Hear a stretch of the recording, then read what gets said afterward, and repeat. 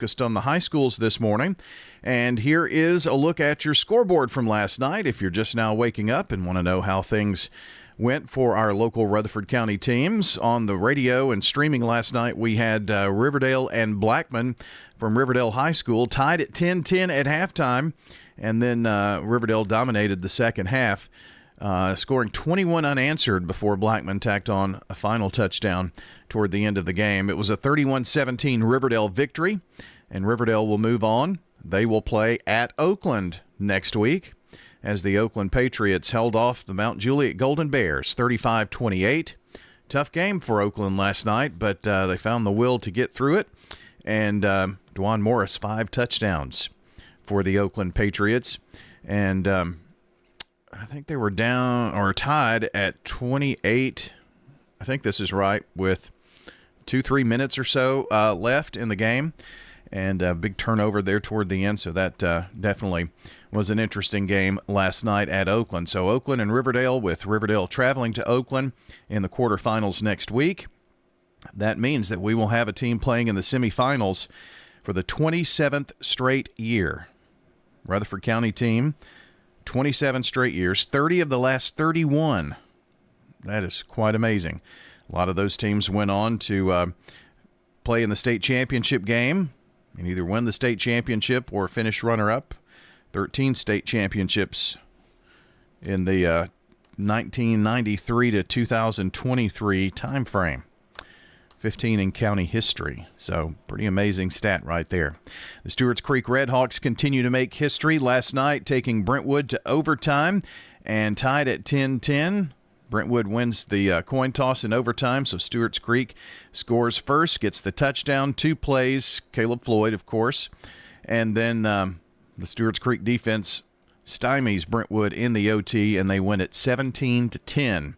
So Stewart's Creek moves on, and they're one of the final 8. Rutherford County has 3 of the final 8 in Class 6A. They will travel to Ravenwood next week. It was McKenzie defeating Eagleville 28-0. It was only 7-0 McKenzie in the first half, and we're going to talk to Floyd Walker about the game and about the Eagles' great run this season. Nashville Christian defeating MTCS 50-27. Christian Peterson will join us later on in the show from MTCS. Of course, the defending state champion, they go down, but they're not going to be down very long in terms of watch out. Mark them on your teams to watch for next season. Pretty sure about that. Okay, so how will the Coaches Show go this morning? A bit longer interviews today. We have fewer coaches, and here is the schedule. Just so you know, we're going to have Riverdale coming up here in just a couple of ticks of the clock. Blackman at 9:20, Oakland at 9:40, Stewart's Creek at 10 o'clock, and Eagleville will join in around 10:20, and MTCS maybe around 10:40 or so this morning, MTCS Cougar Corner. So that is a lineup of the Coaches Show for today. John Dinkins is going to take you through the first hour, 20 minutes here, and I'm going to wrap up this morning with Eagleville and MTCS Cougar Corner. So we invite you to stay tuned. The Coaches Conversation gets underway next here from News Radio WGNS Murfreesboro, Smyrna. Rely on the experienced professionals at Prentice Allsup Heating and Air. If your old unit needs a tune-up, the professionals at Prentice Allsup Heating and Air service all major brands and even offer same-day service in most cases. Keep your home or business comfortable year-round. Call us today at 615-890-1311. Prentice Allsup Heating and Air, your Ring Pro partner heating and cooling contractor on West College Street, just under the Thompson Lane overpass. Online at PrenticeAllsup.com.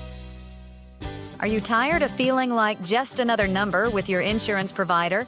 At Rayburn Insurance Agency in Smyrna, Agent Rick Hall prides himself on offering personalized service that puts you first. Every client's needs are unique. From personal home and auto coverage to tailored business insurance, Rick Hall's got you covered. Rick Hall at Rayburn Insurance Agency in Smyrna, where you're more than just a policy number. You're a neighbor. Head over to J. Mullins Jewelry to check out their selection of rings, watches, custom design jewelry, and much more. They're a local business located at 352 West Northville Boulevard right here in Murfreesboro. They have gifts for all occasions, weddings, graduations, anniversaries, whatever you need, you can find it at J. Mullins Jewelry. That's at 352 West Northfield Boulevard or online at mullinsjewelry.com.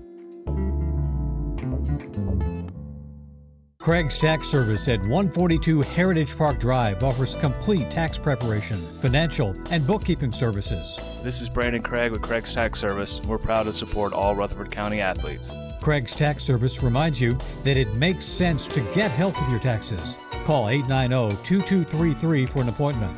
We've been serving Rutherford County since 1988. Craig's Tax Service, 890-2233. We're just off Memorial Boulevard at 142 Heritage Park Drive. At Dr. Automotive in Smyrna, we're committed to providing local car owners with top-notch auto repair services. With over 2 decades of experience, our ASC certified master technicians are experts in both foreign and domestic vehicles, ensuring accurate diagnosis and timely, cost-effective repairs. From oil changes to major engine and transmission repairs, we've got the cure for your car. Dr. Automotive, keeping your car running smoothly, mile after mile. Visit our website, smyrnaautorepair.com. Hurry up and try new Little Caesars Crazy Puffs. They're 4 fun-sized puffs packed with layers of pepperoni, cheese, and sauce, and only $3.99. So what are you waiting for? Try them now. You heard him. We need to go try these new Little Caesars Crazy Puffs right now. Stop it! Drive like the wind, Debbie. Enjoy delicious new Crazy Puffs on the go for just $3.99. Only at Little Caesars. Pizza. The Prentice Alsop Heating and Air Coaches Corner, fueled by Donut Country and McDonald's Murfreesboro on FM 101.9 and AM 1450 Murfreesboro, FM 100.5 Smyrna, and streaming at wgnssports.com.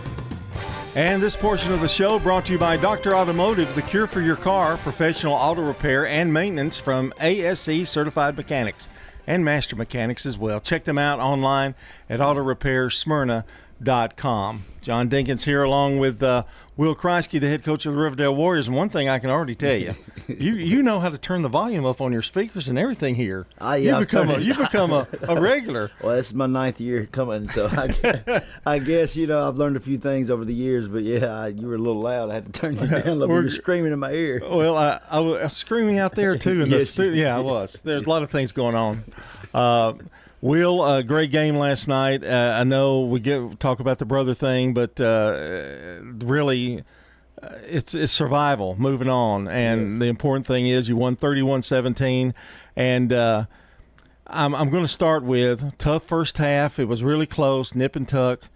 But that third quarter drive, and I want to talk about it first, that third quarter drive you had was probably one of the most magnificent drives I've ever seen in terms of taking care of the clock and then getting a score out of it at the end. Yeah, they did a good job. Coach Barnes was telling him he got onto the offense pretty good at halftime and told them, guys, just do what you've been coached to do. Follow our lead and listen and just do your job and quit trying. We got caught up in too much of the emotions of the first half. And it is an emotional game, in a rival game, and our emotions got the best of us the first half. And he stressed to him at halftime, just do your job and quit trying to do somebody else's job and overcompensate. And that's what those guys did. They got in a rhythm, able to drive the ball down, take a lot of time off the clock, and get it in and score. And DJ kind of got going, he kind of gets going in the third quarter. Well, and the offensive line did a superb job in that quarter as well. Started to break open holes for him. And, he got in a rhythm. They got in a rhythm. And then Tellin was just on target during that third quarter as well. Yeah, I think Malachi was 12 for 21 for like 170 yards and 2 touchdown passes. And he does a great job just managing the game. He does that. He has done that all year long, just come in and just manage the game and doesn't do anything crazy extraordinary, but he just does his job, and man, he runs the ball hard. When his number's called, he lowers his shoulders, and sometimes I worry about that. Yeah. But he's not scared to get in there and get dirty with the big boys. So I've been impressed with his leadership role this year. To me, with him, it's like he doesn't panic. No. I mean, it's just you can't tell with him what the score is because it's the same, and it's pretty. Like on target for the most part. He had a few drops in the first half, but he didn't waver at all. No, and if he'll make a big you never see him celebrate. He has the same expression whether he throws an interception or throws a touchdown pass, and that's just who he is. And for a while, it kind of bothered me, but then I'm just like, that's him. That's his personality. It's just that you got to accept people for who they are, and that's what we do. And it kind of helps the kids stay calm. You know, I mean, he never panics, and when things are 10-10, he's not over there panicking. Yeah. And I think it keeps the offenses calm. Well, he was 12 of 21. You're right on it for 160 yards, 2 touchdowns. He also rushed for a touchdown. DJ had 19 carries, 105 yards, and a touchdown, and added a really beautiful 18-yard TD reception in the corner.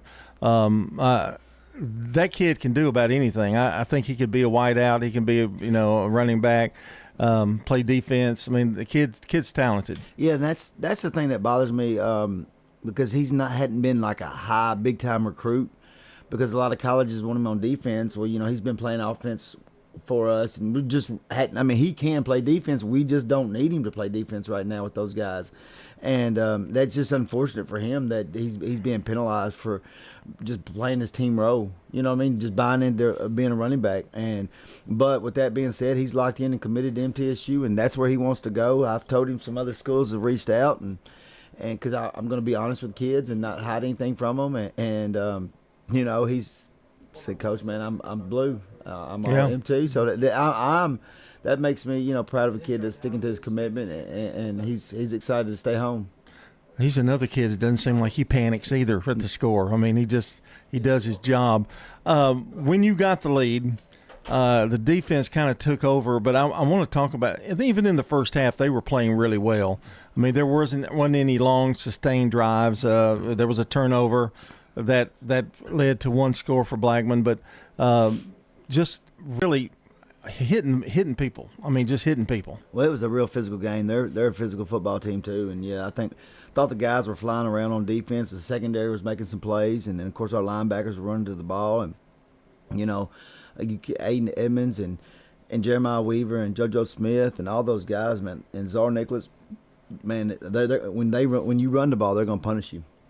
And then our defensive line up front, they play Caleb Woods and J.C. Haynes and Anthony Gunn. I mean, it was a physical battle up front, and those guys, had to play hard every snap. Yeah, we don't give the line enough credit, either defensively and offensively. Yeah. We never do, and that game was won to me up front last night. That's what I said. Everybody kept talking to me and asking me, what's the keys to the game? And I said, whoever can win up front on both sides of football. I said, because they're probably one of the best fronts we've seen this year, and they're really good and really physical. And I knew you had to win the line of scrimmage on both sides of the ball to have a successful night.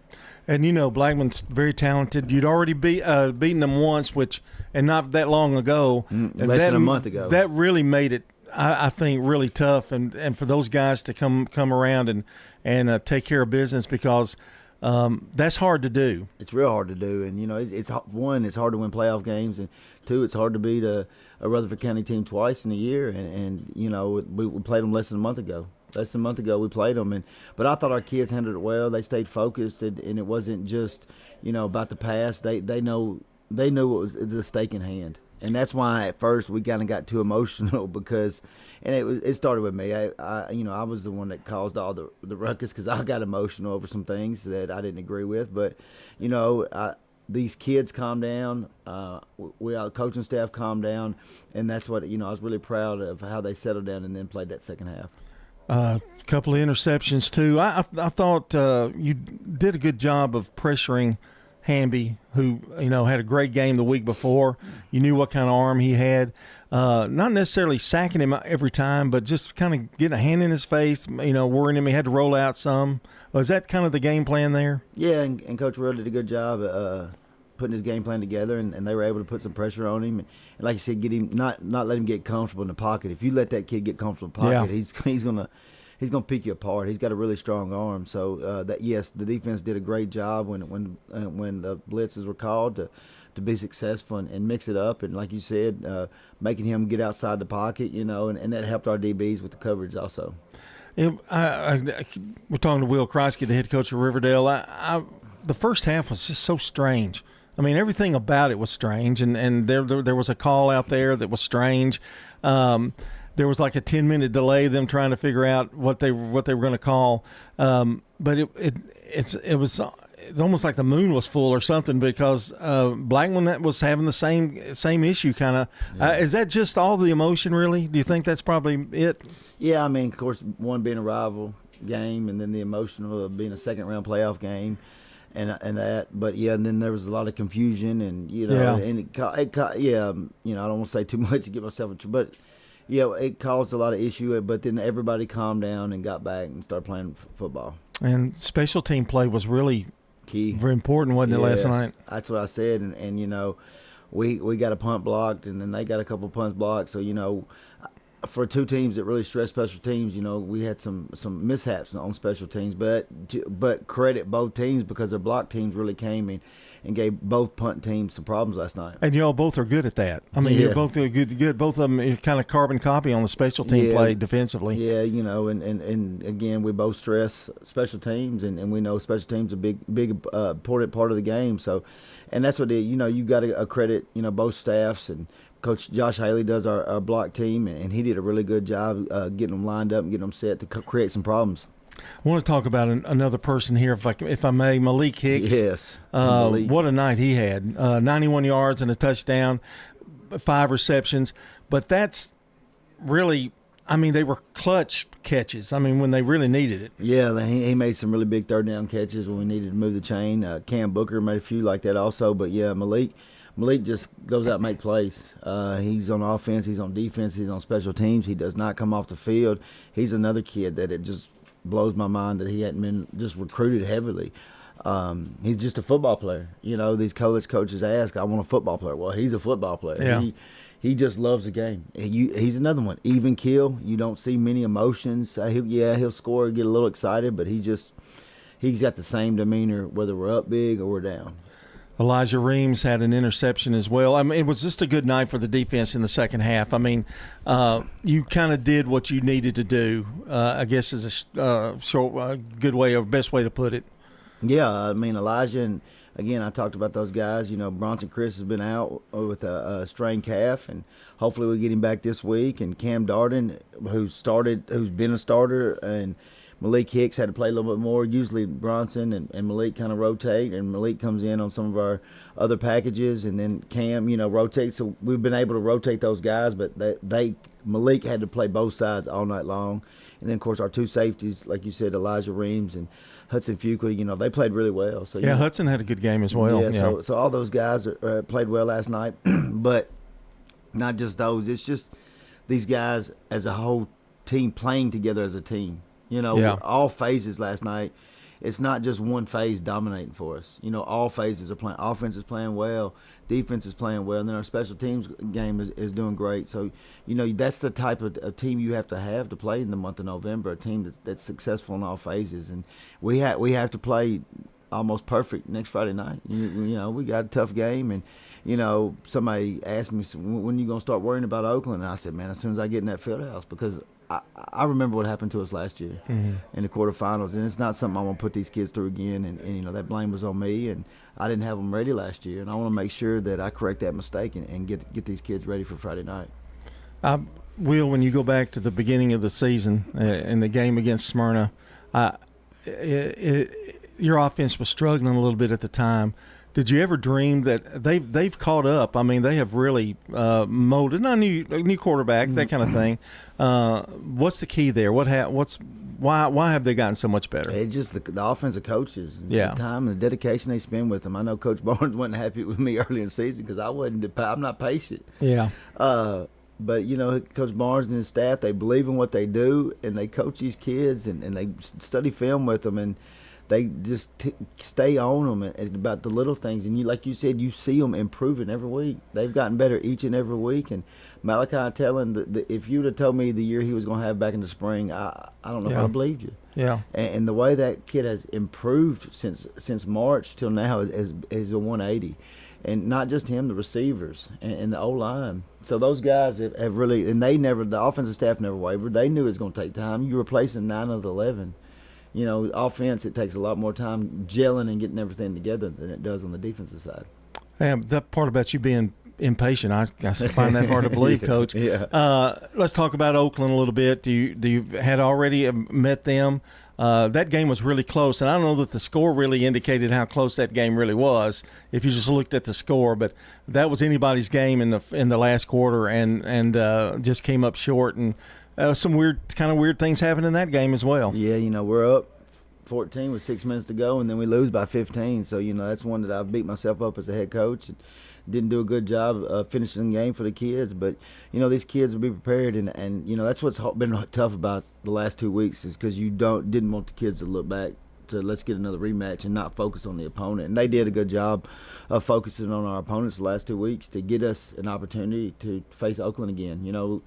You want to go to the quarters, and then you want to go to the semis. And for us to keep taking steps as a program, this is the second year in a row we're in the quarterfinals. So I'm proud of these seniors and proud of how they battle. But they want to take a next step, and so we have to come to work and focus because we know what Oakland's done. We know the history of Oakland. Oakland's very explosive too. Yes. I mean, you can't having a lead. You need to really just stay focused. I guess that's how to put it. I don't know, but they can score really quickly, and I know you're going to look out for that kind of thing too. Yeah, I mean, we had them 4th and 2 backed up, and they rip off a 60-something yard touchdown, to go ahead 22-21.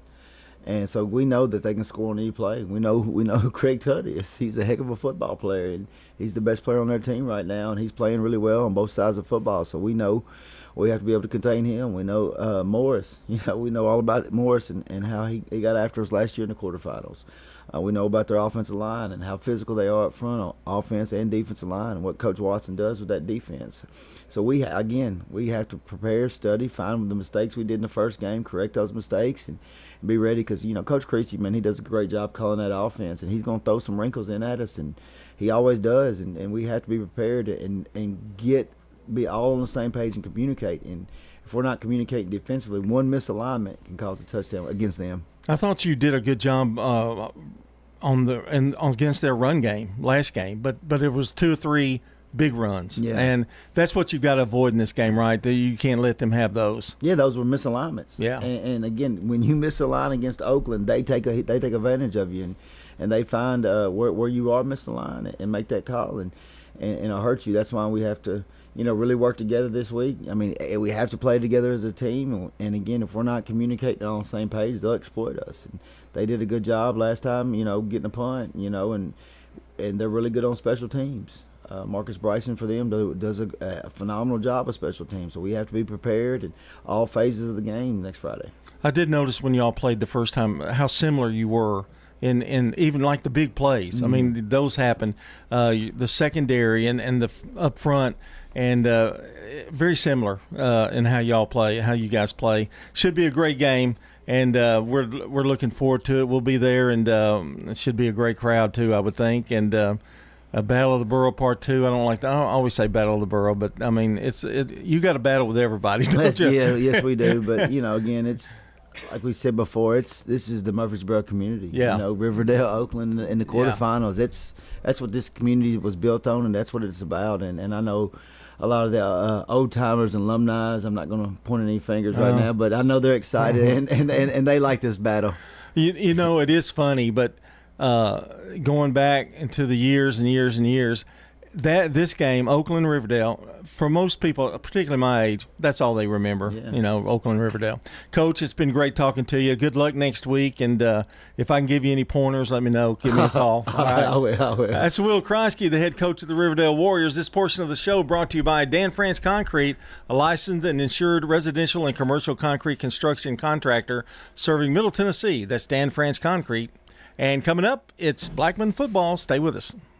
You've seen the ads out there, companies wanting to buy your home. But why sell yourself short when you can get fair market value?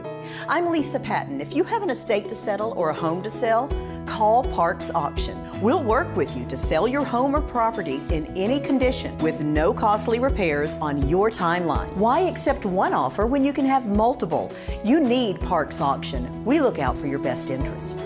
Call Parks Auction today. We handle everything.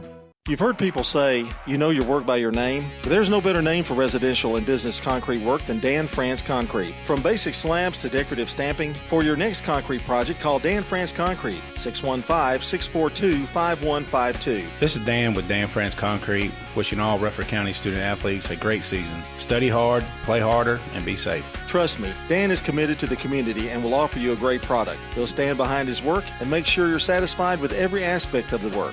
Dan France Concrete. Murfreesboro residents, did you know our city could receive $175 per person each year in state funding? That's why it's important to participate in the special census. This is Mayor Shane McFarland. Listing everyone in your household helps us qualify for more funding to improve roads, parks, and other services. Complete the form online at murfreesborocensus.com or use the prepaid envelope you'll receive in the mail. Count me in. Hey, count me in. And count me in too. No new taxes, no cost to you, just more to Murfreesboro. Visit murfreesborocensus.com. At Middle Tennessee Electric, we see the lines that link us all, illuminating our neighborhoods, empowering our businesses, and helping us to recharge. Because we believe in the power of good energy. Whether it comes from our grids, the sun, or a kind heart. And as your family and our region continue to grow, you can trust that we'll always be there for you. Middle Tennessee Electric, bringing good energy. The Prentice Allsup Heating and Air Coaches Corner, fueled by Donut Country and McDonald's Murfreesboro on FM 101.9 and AM 1450 Murfreesboro, FM 100.5 Smyrna, and streaming at wgnssports.com. And this portion of the Coaches Show brought to you by Rick's Barbecue, serving up the best smoked barbecue, ribs, and many local favorites on Warrior Drive, locally operated by Anne Marie Brents and the Lanning family. And joining me here is Matt Kreisky, the head coach of the Blackman Blaze. Tough loss last night. It was close at half. They had a great drive in the third quarter. Tell us a little bit about that, because it was 10-10 at half. Yeah, it was 10-10 at half. They came out, and was able to move the ball on us. We were hoping we could get a stop, and things go different. We got, I think, a penalty. Was it third down? Got a penalty that hurt us. That continued their drive. And they were able to punch it in, and it was kind of when they punched it in, it kind of felt like, deja vu from the first game, because you could just kind of tell with our kids, not really panic mode, but they just, almost like they kind of lost a little confidence, and that was frustrating, because we were still right there in it. Yeah.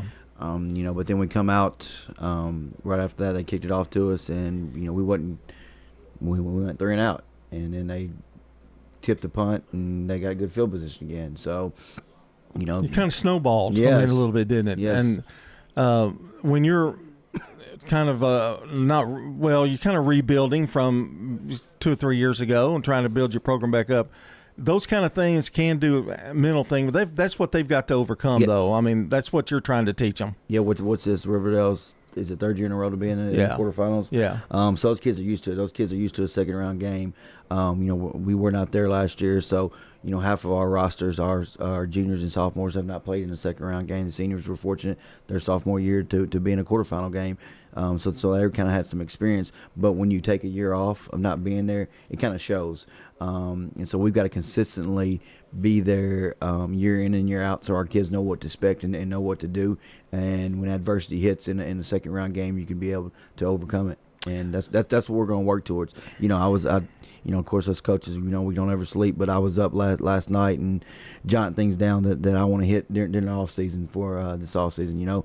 Very fortunate of our senior class, but we never stop working, never stop thinking about the future.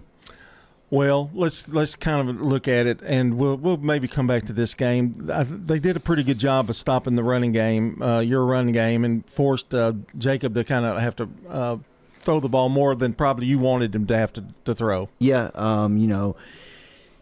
they did a great job. They're I think they're one of the better defenses we faced all year long. And that says a lot. We're going against Ravenwood, Oakland, and Brentwood, but they were able to come at us, and we had a hard time stopping them. And one thing I got a little frustrated. We couldn't get our run game going. So yes, it did force Hamby us to throw the ball a little bit more. and I thought we had some. I thought Hamby played a great game. There were some throws that he made. We just didn't catch it. Didn't execute. If we made a couple of those catches, the ball game could have been a little bit different. But that's the thing. Consistency. We got to be consistent in all phases of the game as we move forward. Matt, when you look at that, that's one of the things that you've. As a younger team, and you've got to kind of build on this. Now let's take a look at the season. 6-5 coming into that game, and you've beat a really good Green Hills team, which that has to be a positive from the season that you won a playoff game. And am I correct in that? And then even though you lost last night, that's something to build on. Well, yes, it's coming in. I was talking to somebody this morning. You come in, we lose a week 11 game. We're faced with some adversity. Had to play a number 1 seed in the region, and the region we're facing. Played a really good game there. Come out facing a really good Riverdale team. Played a really good first half. Yeah. I thought to be in the game. So then you look at from week 11, round 1 to round 2. Consistency. We've got to be consistent week in and week out so we can get there where the Oaklands, the Riverdales are, so we can be right there in the mix in the quarterfinals and semifinals as we move forward. But I'll tell you one thing, this senior class, it says a lot about them. We were, a brand new staff their junior year. They had a head coach for 2 years. It's a big change. Went 4-6 after a year after going to the quarterfinals in sophomore year. They could have quit on us. They could have threw in the towel. They could have turned their back on us. They didn't. We had ups and downs this year, and we found a way to knock off an undefeated Green Hills team who has a Mr. Football finalist. We held him. We limited him on offensive production that game, and we fought. And those seniors led us last night. They did a great job. You always worry when things start going bad in a playoff game. How are your seniors going to start acting? Well, what are they going to do? But our seniors were fine last night. They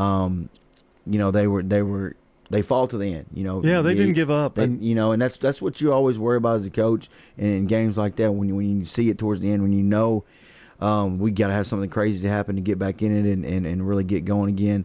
They didn't quit. They didn't cause any issues, any problems on the sideline. They just kept fighting and kept doing what we've always asked them to do. Doing the right things.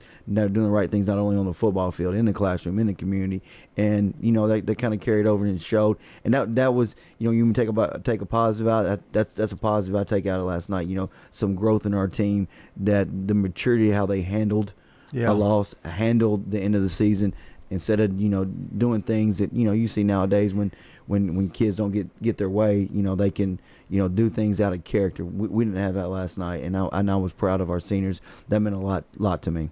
What the most impressive thing I thought after that third quarter was so disastrous for you, but at the toward the end of the game, 3-4 minutes to go, your offense is still trying to get down the field, and they scored a touchdown.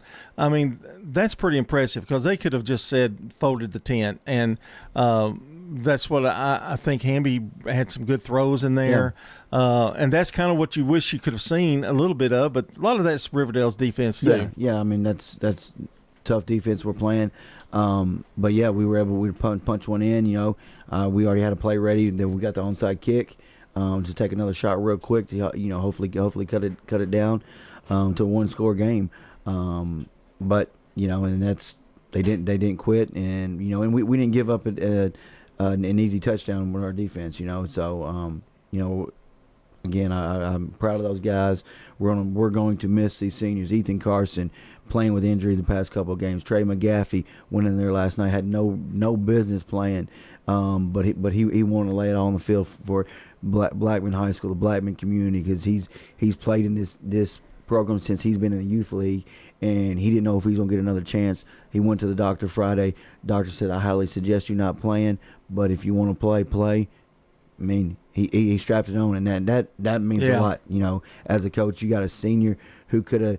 He's going to go play somewhere next year, but he risked it all for the Blackman High School, for the Blackman community, to get out there and try to. You know, you could tell he wasn't healthy, so he didn't get many reps. But for him to try, man, that says a lot. Yeah, I mean, gritty kid right there that laid it all on the line for Blackman High School, for the Blackman football program. That's what you want to see as a coach, and that's what you want these young kids to see. That we had a Trey McGaffey that had no business playing, suited up last night and got in and tried to play, tried to get reps. It's things like that does more for your program than just anything you or a coach could do.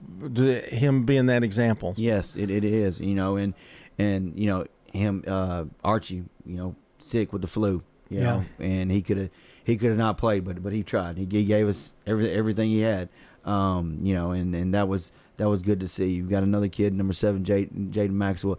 The growth of that young man from the time I walked in until now is unbelievable. You know, I'll say this. You know, I wouldn't, when me and Coach Crosby first got there, I would have put money he probably wouldn't have been with us. But that man, he did a 360 with us. And to see his growth and his maturity when things weren't going right this year, the way he handled it, I'm proud of him. Put a smile on my face. Yeah, that's some good stories there. And although the game didn't turn out like you did, man, those are incredible stories. And we don't see that in the newspaper. We don't get that, no, you know. But some great stories. Where do we go from here, I guess, is what the next thing you do. And I know you want to get active in the weight room, give them a few days off. And we don't take days off. Okay, yeah. And get back in the weight room. And you've got some young talent coming up, and there's no question about that. And you've got freshman class and the middle school team, and you look at all those kind of things.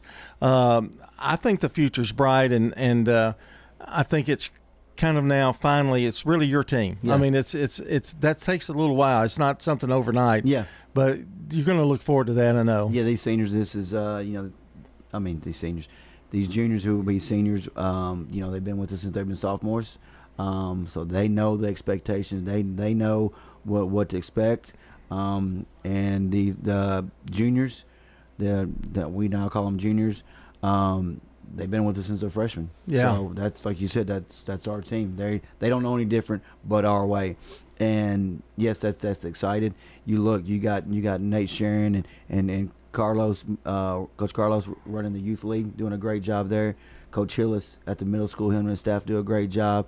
And all that, all of us are all working together, all right, to bring home that state trophy on Blaze Drive. And I know they try to run similar offense and that kind of thing, but it's the kind of the attitude too they've got to carry on. I mean that this is the way we're going to do this, and to get it across those young kids, you got to do and doing it early, especially in junior pro type situation. Yep. That's the key, isn't it? Yes, it is, and you know I think Nate he knows my style and what I want. You know, we want guys that that hard workers. That's we're not going to complain. We're going to work hard day in and day out.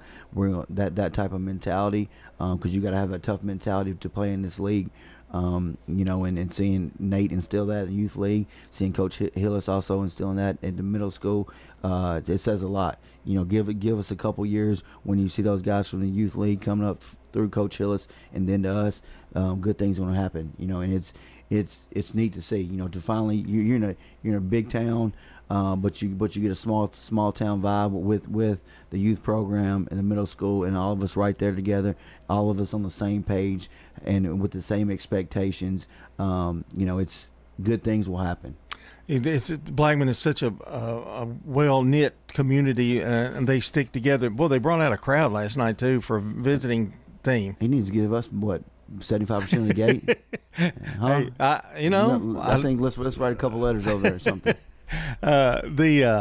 And we've talked about the brother thing, but I wasn't going to go there. I mean, I think you're going to play them once or twice a year, probably every year. Yeah. So I guess that we have to kind of move on from that, don't you think? Yeah, and it's about time to move on. We can still make fun of him, but we can. Okay, we can, and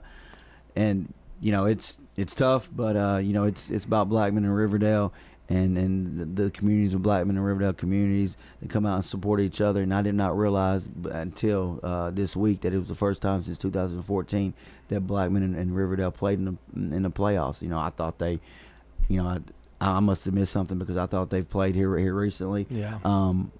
But that's big. You play in the regular season, you play in the playoffs. It says a lot about this region.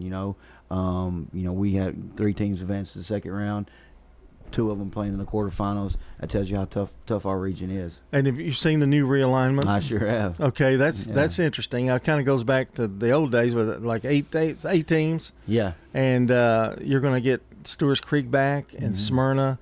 I guess that would maybe help in having to schedule outside people, but boy, that's a tough way to go. That's one positive is the scheduling. You only got to find 3 non-region games. Right now, we're having a really tough time finding anyone. But to go back to what I was saying earlier, it's 8 teams, 7 region games. So you're going to have to be consistent week in and week out just to make the playoffs. You think about that. The top 4 teams could probably, be a top 1 or 2 teams in another region. There's going to be some teams left out that should be in the playoffs. And Coach, you keep bringing up that one word, and I think that's what the key is to Blackman is consistency.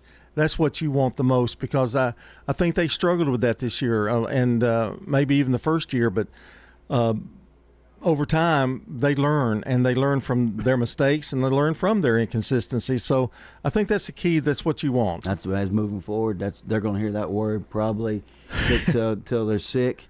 But they're going to hear that from me starting on Monday, and they won't hear it till we end the season next year, because we can't let opportunities slip away. We cannot be in tight ball games and let them slip away moving forward. What is the most satisfying thing that's happened this year? What stands out for you, whether it's individual or group? What has made this a season special? Because it really has. It was a big improvement, and plus you were in every game. Yeah. I mean, should have won probably a couple of those. Just our seniors, easy, like you said. The season was up and down, but it could have went bad quick. It could have went south when things weren't going our way. But they kept leading, kept coming to practice every single Monday, forgetting about what happened on Friday, and just coming to practice. This is. I've been doing this for a little while now as a head coach. I can't tell you, I don't remember a day this year dreading going to practice. Yeah. I do not remember. I remember every day was fun and exciting. These kids, these seniors made it fun. There wasn't really, we didn't have to worry about any real like behavior issues or anything crazy that I was worried about was going to go on in practice.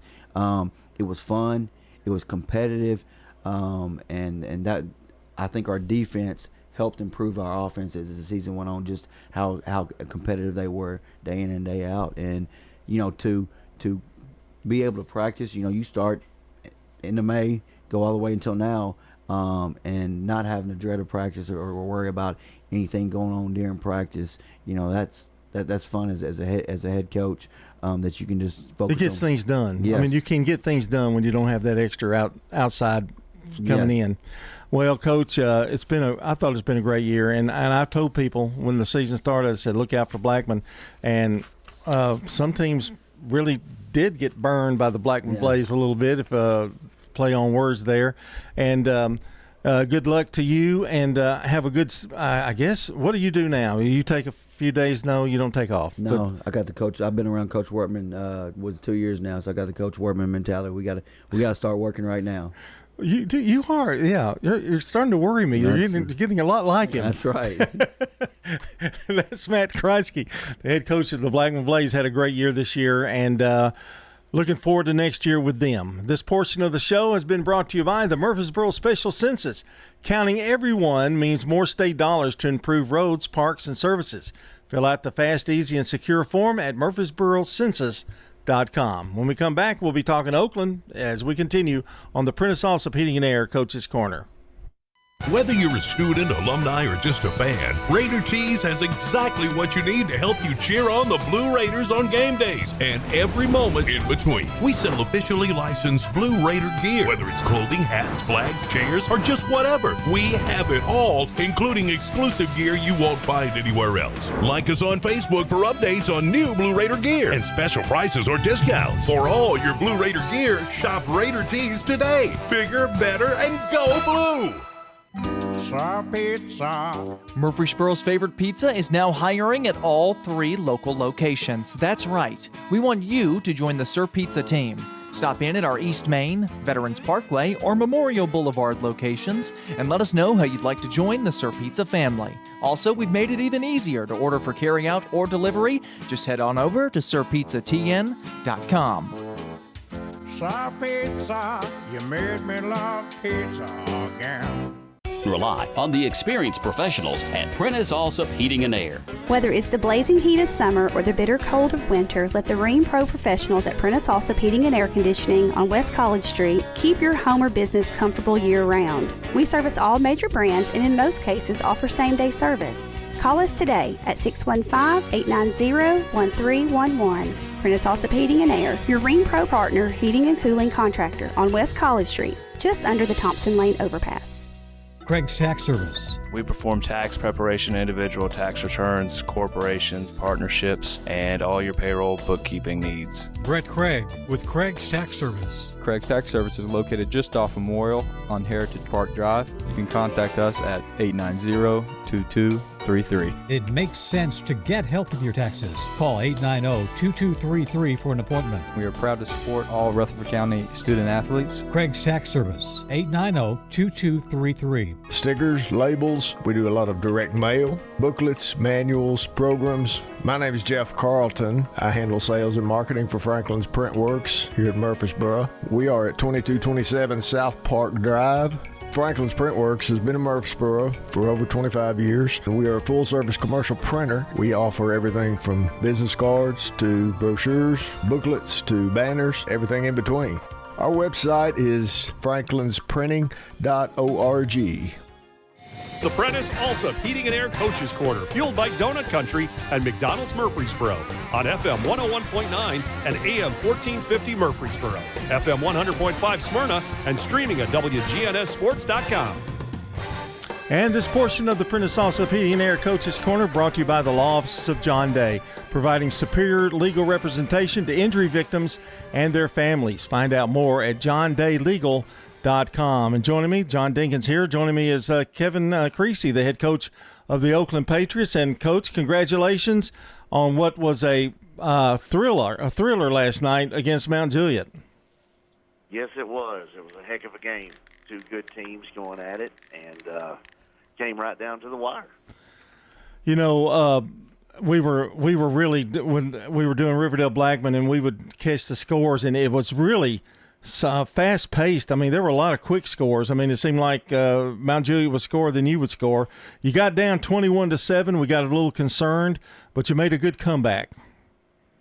Yeah, you know, I think that's the 5th time this year, and, you know, people are used to Oakland just blowing people out, stuff like that. Well, we knew this year it was going to be a lot of close games, but I know 5 times this year we've been behind in the fourth quarter, and our guys believe they can win. And you know, I'm proud of them for that. You know, all 5 games we fought back, and, you know, at least tied the game. And one of them we sent to overtime and lost, but the rest of them we fought back and won. And you know, that tells you a lot about our seniors and our kids. Couldn't be more proud of the way we fought back. You know, being down again 2 scores, and you know, just made some big plays right there that ended up getting us to the 3rd round. Well, the biggest play, I think, was a strip sack by Taurus Allen, the forced fumble to preserve a win, because they were on your 49 toward the end of the game. Yeah, you know, Taurus is a force to be reckoned with. You know, we've had several colleges contact us about Taurus after the Riverdale game. And he's a kid that, you know, we got out, you know, has been wrestling. And a couple of our coaches Mark Sprice and Tyler Eady, they help with wrestling too, and they've talked him into playing football. And now this guy may play on Saturday. He may get his college paid for. He made a huge play right there. Just went around the offensive tackle and strip sacked him. Their quarterback's a big 6'6" kid that has been starting for him for a couple of years. I had a great night. He had a great night against us. That was only the third time we sacked him the whole night. So, it was a big play, and, definitely changed the game. You had some other good players on defense. Caleb Ellison had a team-leading 10 tackles last night. We don't talk about him very much on the show. And Ethan Burrell, 4 tackles, a sack, a fumble recovery. So it may look like, oh, wow, they gave up 28 points. But when you're going against an offense that was clicking like Mount Juliet's was, you did kind of regroup after 21-7 and held them to really just one score. Yeah, definitely had to change our mindset a little bit, our philosophy a little bit. I think our guys played more aggressive and a little tighter coverage.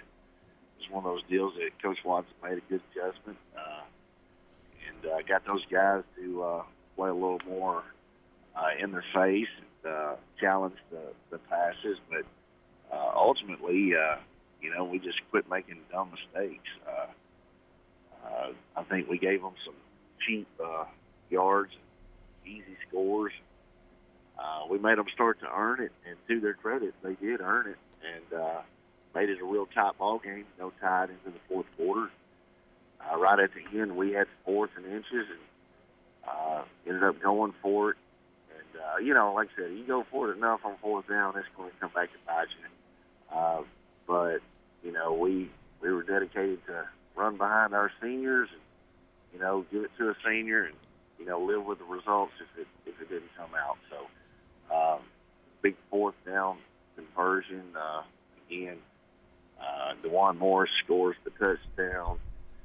But right before that, we had 3rd and inches and got called for not having a mouthpiece. I haven't had that one called all year, but apparently pretty serious infraction. We had one called earlier in the game for 5 yards. The second was 15. And then, of course, they told me if there was a 3rd infraction, I'd be ejected. So it's pretty serious when it comes to mouthpieces. So we turned 3rd and inches into 3rd and 15, 16, and we were able to convert that one because it kind of put us out of field goal range. Just a lot of big plays, a lot of crazy plays that happened that night. And, as a fan, I know it was pretty exciting to watch it, but as a coach, it's a little stressful. Well, I meant to tell you that. I think maybe you've added a few gray hairs because it's been that kind of season of close games. You've had those 4th and 1s situations. You've had a fumble or recovered a fumble and win a game.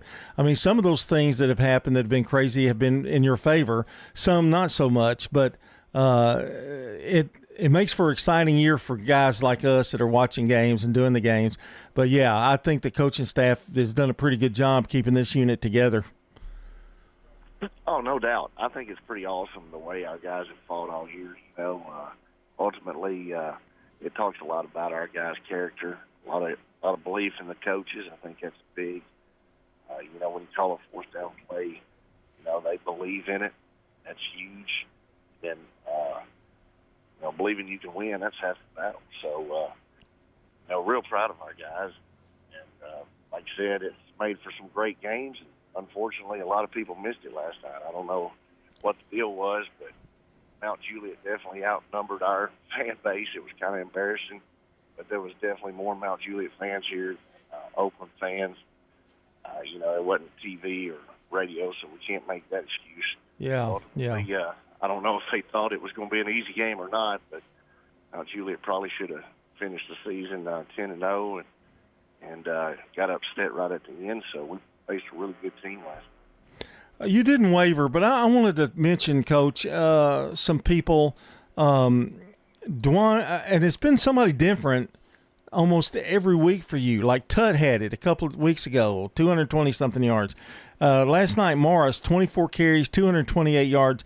4 touchdowns. I mean, it's been a different guy when you've needed that different guy. Yeah, going into the game, I'm sure they thought they needed to, focus on Tut, and I understand completely. And that always opens up somebody else. Real proud of DeJuan. He's finally got back to 100%. But, you mentioned Caleb Ellis earlier leading the team in tackles. Well, I'll tell you another reason there's been some big yardage gains is because Caleb Ellison's come over and helped us on offense. We've had some major injuries, and unfortunately for Caleb, he got hit outside the tackle box, below the knee, eye safety. Point of emphasis this year should have been called a flag, wasn't even called a flag. But, they sure spot a mouthpiece, not in a mouth. They didn't spot one of our best players getting hit below the knee, outside the tackle box. So when he came out, we had to put in a kid that's got a torn ACL. And, he's a senior. Quentin Norfolk hadn't played since week 3. Been trying to get his MCL, kind of repaired a little bit, get his knee, unswollen enough so it could fit in a brace. So, here comes a senior that hadn't played since week 3 on 2 torn ligaments out there playing for Caleb Ellison, who got hurt, in a similar fashion. So, again, when you got people that are willing to lay it on the line, when they're injured, today's, generation is oftentimes, seen as a me generation. Of what you do for me. Those dudes are out there playing for Oakland High School. Yeah. And, they both got injured again last night. Caleb came back in the game. Like I said, led the team in tackles. Quentin left the game, came back in after going under the medical tent, went back, balled again. That's just that's what people are missing out on. I just can't believe that there was so many empty seats last night when these dudes are laying it all on the line for Oakland. Well, and they've of course next week they've got another chance to get to be there. You're going to play Riverdale. Before we go into that conversation a little bit, I did want to talk about Kyler a minute, and I think his maturity and some of the things. He just seems to have kind of flown back into that quarterback with ease, and there's an ease and a calmness over him now, I think, and he's always popping in 100 and some odd yards. Now, doesn't throw the ball a lot, but he does. He's effective. Percentage is good. I know you got to be a little proud of him because, he had adversity last year too. Oh, yeah, real proud of him. He's done a heck of a job of bouncing back from injuries last year, worked his butt off in the offseason, and like I said, he's as comfortable as any quarterback we've ever had here. He's doing a great job of running our offense. We got certain plays where we split him out. I've seen him actually blocking. I thought that was pretty impressive. He kept a naked bootleg that he did all on his own. He called his own number. We ain't even got that in the playbook. He kept it for a big run on 3rd down the other night. We had a little trick play. So he's got a catch. He's blocking. He's out there doing everything he can to win, and that's a senior that's trying to win. He's worked his butt off. Grew up trying to be an Oakland Patriot. It's awesome to see a kid like him have success because he's earned it. He's worked his butt off for it. If he's called upon to catch a pass, he'll catch a pass. If he's called upon to sit on the bench, he'll sit on the bench. If he's supposed to throw it, block, whatever it is, I laugh because he ran in on the punt team against Riverdale one night when we only had 10 on the field. So that's just the kind of kid he is. Yeah, he'll do whatever. That's pretty. That is amazing. No, that's an amazing story, Coach. I don't think I've ever heard that. When you didn't have enough on the field, and he just ran out there to make 11. That's right, and he had a pretty good block. He had pretty good blocks. And so that was, like I said, that's just the kind of people you like to coach. You know what I'm saying? We got a whole bunch of seniors like that that, will do whatever it takes, not worried about who gets the credit. I think you can do a lot of stuff, have a lot of success when nobody really cares whose name's in the paper. They just want to win, and win is the most important thing. Again, Morris with a great night, and Kyler had a good night. But those quarterfinal games, history has it, are they sometimes the toughest? I know they're all tough, but I'm saying they sneak up on you a little bit because you've been in a few games in the past that they've been pretty tight in those quarterfinals. Oh yeah. You know, I think TSSAA kind of likes it where you know, in the third round guys can match up again because it makes for great crowds. It makes for a great game. Right. You know, a lot of times some of the best teams in the state are eliminating each other in the third round, and that's going to happen this week. We just don't know who it's going to be. But ultimately, when you've got you know, back in the day it was a Smyrna and a Riverdale, you know, and then 10 years before that it was Oakland and Riverdale. Yeah. And you got some of the best teams, and they're playing each other in the third round. Makes for a crowded stadium and a great environment. And, you know, oftentimes we've had better environments in the third round than we had in state championship games. Yeah. Because it's, you know, usually a rival school. Usually it's a school, you know, right down the road. And, you know, it makes for a great memory, you know, for these kids that they played in such a big ball game. I mean, there's going to be all kinds of people there Friday night. You've got Riverdale, and you won that game, but that game was much, much closer. You had some late scores to take that game away from the Warriors, but they had a lead in that game, and I would think you're expecting the same kind of stuff coming up Friday. Oh, yeah. That score was not indicative of how close the game was. You know, Riverdale had the lead. Had the momentum, really. You know, momentum's a funny thing in this game. You know, they completely outplayed us for about 3.5 quarters. And then, like I said, we made a couple plays, but, you know, give those guys credit. You know, they came out with a chip on their shoulder. You know, last year in the playoffs, you know, it was a tough loss for them. They've been chewing on that for a long time. Like I said, came out, played great against us, but as me and Coach Kreisky, you know, always kind of talk about, it's that second time you play that's most important, and you know, I'm sure that's what he's telling his kids, and of course that's what we're going to tell ours. You know, hard to beat somebody twice, so that's why it makes for an interesting matchup every time when it's round 3. Well, we're going to be out there, and I know there's going to be a good crowd, hopefully, for that game. You know, they call it the Battle of the Borough. I call it the battle for semifinal action is what I call it. So somebody's got to win that bad boy. And so good luck to you, Coach, on that. And, boy, it's a pleasure talking to you a little longer than the usual 10 minutes. It was nice, pleasant. No doubt. Yeah, so. No matter who goes out, you know, from this weekend on, I think Riverdale or Oakland, whoever it is, goes on the 4th round, they'll represent our county well, because 2 teams are full of seniors that, you know, definitely want to make some noise in the playoffs. And definitely 2 great coaching staffs and some great players on both of those teams. Coach, we'll talk to you soon, all right? All right, see you. Thanks you. That's Kevin Creasy, the head coach of the Oakland Patriots. They're going to battle Riverdale on Friday night, and that game will be at Oakland. This portion of the show brought to you by Middle Tennessee Electric, serving our community by providing affordable, reliable, and safe electricity. Online at mte.com. Coming up, it's Ben Caudill, the head coach of the Stewart's Creek Redhawks.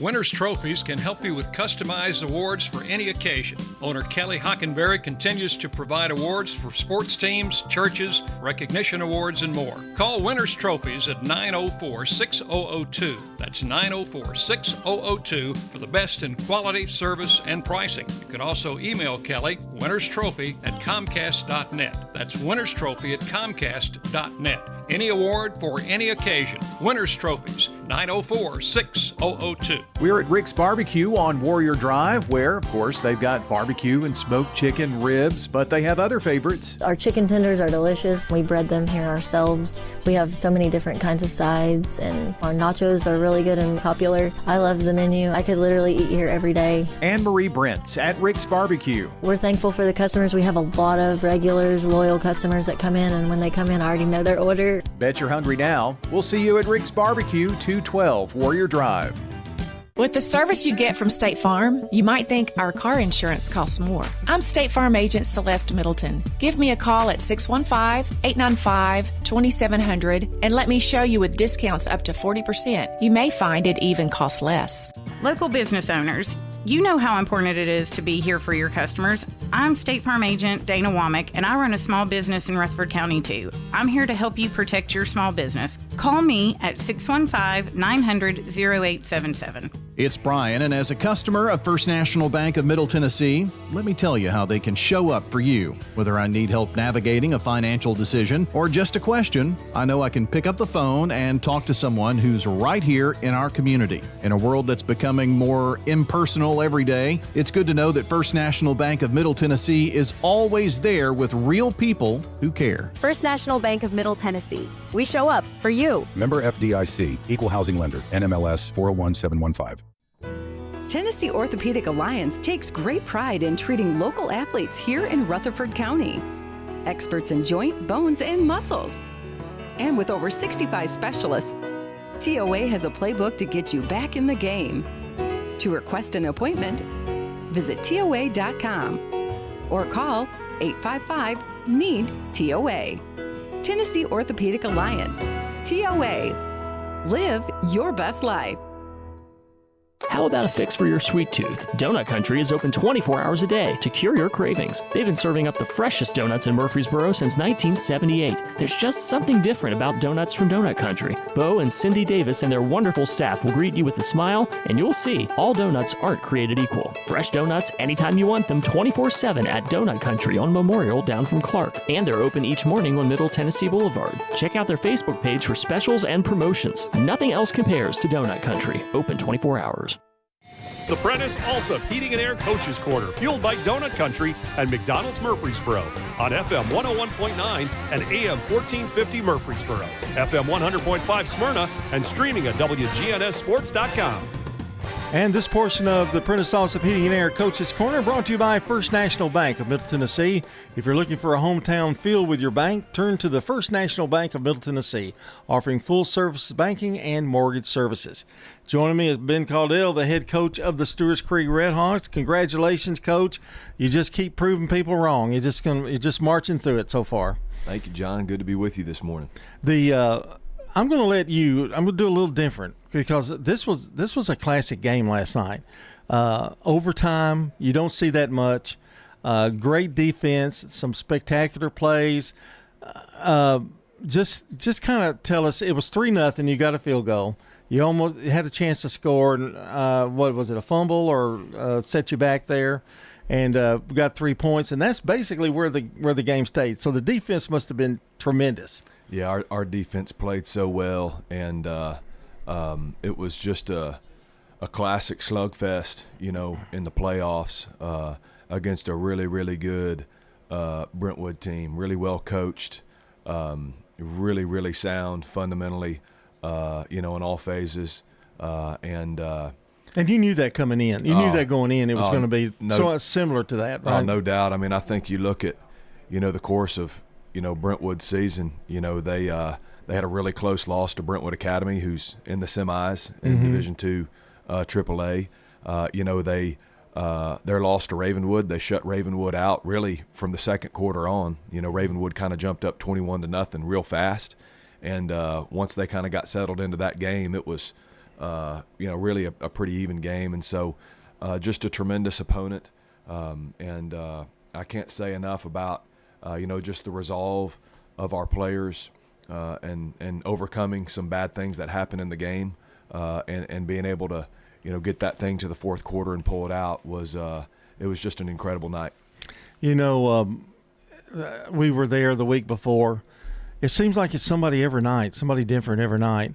But your go-to guy, it's got to be Caleb Floyd. I mean, he's your man. When particularly he's a second half player. I mean, I know he plays both ends too, but he's that guy that gets that yardage when you really, really need it, isn't he? And Jeremy Smith the same way. Yeah, no doubt. Just two seniors. I was looking, earlier this morning just at some stuff from last season, and last year Jeremy, his combined receiving and rushing yards were 97.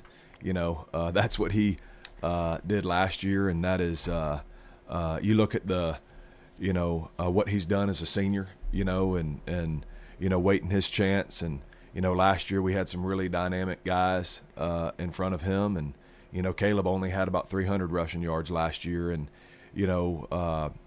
our players and our team heard from our seniors the week of that we had our senior night, and there's a special spirit about this team amongst the seniors. There's a lot of them that are senior starters. There's many of them. Our nose, Julian Albright, I can't say enough about the growth that he's had in our program. He's going to be a welder. He's going to the trades as soon as graduation hits, and he's just got that heart of a senior. And played behind probably the best defensive lineman since I've been at Stewart's Creek, and B.J. Peter, and it's his senior year, and it's his time. And there's a special culture that has come about in our program where when it's my time as a senior, I'm going to step up, and I'm going to play at a high level. It's really, John, it's really not the sexy thing to do anymore to be a developmental program. Mm-hmm. It's throw something in the microwave and let's go, kind of attract kids and do the new school thing. And I'm just telling you, John, what we've done this year, it's because of the seeds that we've planted, the past 5 years. The harvest is coming now, but it's not just because we've been watering it and working the land this year. I'm just really proud of this group of seniors and their perseverance, and who you really are shows up in tough moments.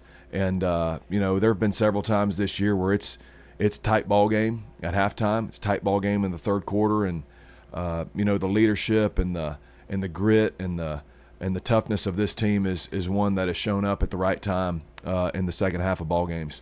You made a good point about putting the seeds in play, and that doesn't come overnight. It takes a couple of years, and you've been, you've got some years in now at Stewart's Creek, and I know you're happy to see that. And then you've got a junior class that's going to come and be and replace it. That building a program like that, man, that's really amazing. That in this day and age, really. Yeah, it is, and it's that's what's fun is building something that's sustainable. Yeah. If you build something that's built around attracting talent or whatnot, it's really hard to sustain that.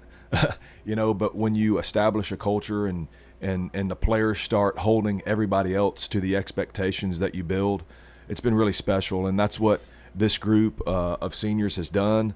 I can't say enough about our staff and how much they plug into our players. And our players, any kid is wise enough to see when it means too much to a coach, when it's really about them and their brand, as opposed to just caring and loving kids and walking along with them this ride of trying to give them a chance to be successful, not just on the field but in life. And that's so true for our staff room as well. They love our players. They balance discipline with love, and I just think all those things have really shown up in big moments this year when our players just go out there and play free. They don't play like there's any fear of failure. They go out there and have fun and play free, and certainly that was the case for us last night. I know when the season started, you were anticipating having a good year. Did you expect this good? I mean, everything fell into place. I mean, but then again, I know going in, know what kind of kids you had. Yeah, I think that's what you said. I know the type of kids that we have. I know, just who they are as people, and how hard they work. I don't really get into where can this team be preseason. Our schedule is so tough.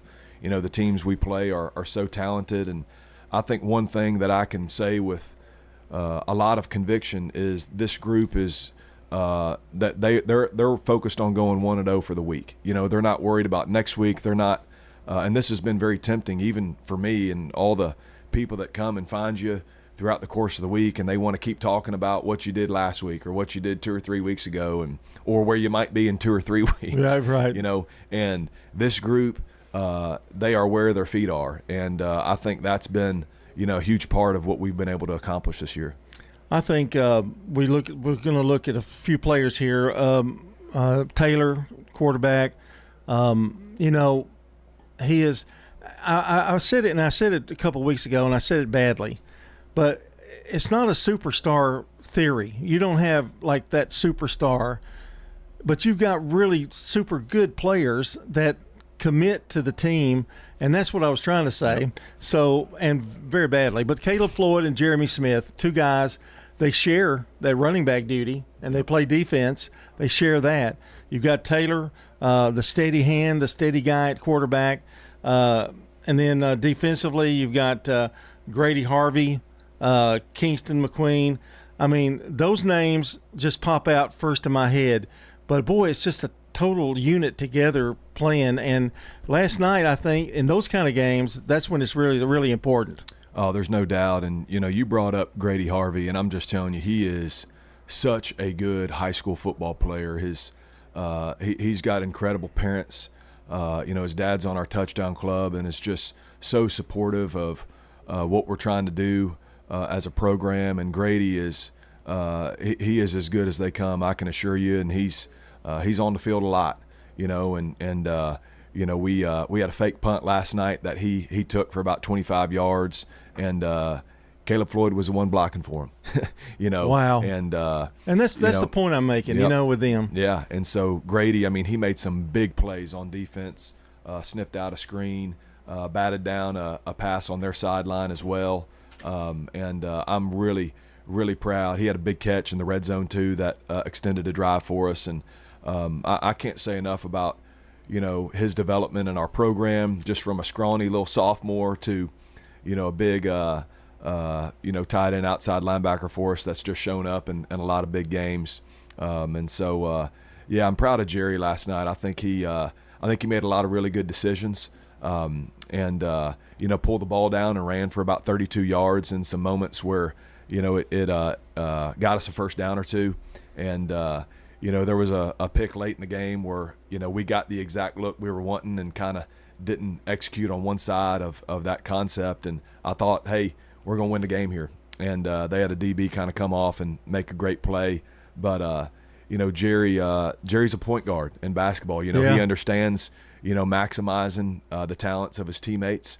And, I was listening to Coach Kreisky talk about his quarterback at Riverdale this morning. And, they don't have to go out there and do any magic tricks. They got to keep your offense out of bad situations. And that's what Jerry's been able to do for us. And, seeing his maturity grow throughout the course of this season as a leader on the offensive side of the ball has been a lot of fun to watch. All right, you're up 3-0 most of the game.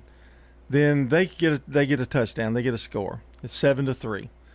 No panic set in, and this is getting kind of late, right? Mm-hmm. And you marched up the field and got a score. Yep. Tell me a little bit about that experience, because I know it's hard when you've led the whole game and then all of a sudden it's taken away from you to make that one good drive that you need. Yeah, well, I really thought the whole course of the game, John, we I think it was our second drive, we had it 4th and goal on the 1 and we jumped off sides.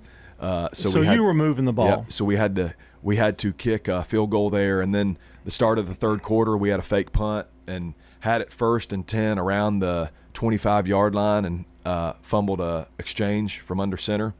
And so, really, even though they took the lead at 7-3, I really didn't feel like our game plan was something we had to, go away from at that moment, because we'd been executing really well, just in very timely moments had made a mistake. But I tell you, we kind of got, we were looking at some things while we were on defense after that long drive Brentwood had, and we kind of found something they were doing. And Coach Haston and Coach Williams and Coach Hawkins and Coach Davis on offense, we were talking and kind of got the look we were wanting. And, before Jeremy's big run, we kind of saw them do exactly what we thought. And, it just takes a little seam for Jeremy to hit it. And, that was a big moment, taking the lead back there 10-7, kind of got the momentum back on our side. And, when you get the momentum in the second half of a playoff game, it's special, especially when it's at home. And, our band was starting to hum. And I tell you, getting the ball back to our defense there and holding this Brentwood offense, offense to about 200 yards, John, that is nothing to sneeze at. Right. I can assure you. I mean, their quarterback and what he's done this year, the number 4 wide receiver for them, Merrill, I coached his older brother who played at Tennessee and Wake Forest when I was at Brentwood. I can assure you this was a really good Brentwood football team. Yeah. And, this was a huge moment for us. And I knew going into this game, we're going to figure out where we are as a program, going against a team who was 13-1 last year who's really had a tremendous year this year. I knew this was going to be a big step for us and that it would show us exactly where we are. And I can't say enough about our kids and our coaches, all of our support. Todd Harris, our AD, who's just there every step of the way. Dr. Harrell, who we could have a whole segment about him and how he supports not just football and our desire to be excellent in our realm, but everybody. I mean, there's not a program at Stewart's Creek that doesn't excel with him at the helm. And, and that's not just limited to athletics as well. And so just such a huge night for us, such a huge step. And, being one of the 8 teams left, and being able to put Stewart's Creek next to names that are still playing like Maryville, Collierville, Houston, Oakland, Riverdale, it means so much to me. Yeah, it's great for the program for sure. You go and you get overtime. You pick you lose the toss, right? So we got to pick the side that we were going to be on. So we were wanting to obviously go on defense first, but we ended up having to go on offense first. And that's usually you want to be on defense first because that's kind of to see what you got to do. Yep. But you went right down the field and scored. Yep, we scored in 2 plays, and Caleb had a great run on the first one. I thought it was about to be 2nd and goal from the 11, but he broke a tackle or 2, and I thought he might have gotten in. And then, the second play, he was able to, hammer it in from about the 2-yard line, and then our defense got out there and big 4th and goal from about the 6.5 or so. And for the second week in a row, number 7, Keelan Harris, chases down the quarterback on the visitor sideline. And, just a tremendous play by him. Great job in coverage by our guys as well on a little sprint out concept. We thought they were going to try and get out of the pocket there. And just an instant classic in that moment when we were able to seal it. Yeah, being overtime and the game meaning so much on the line. But I'm of the opinion your defense has been great all year. I mean, they have been the one constant. Whether your offense has had some ups and downs or whatever, they've been the one constant.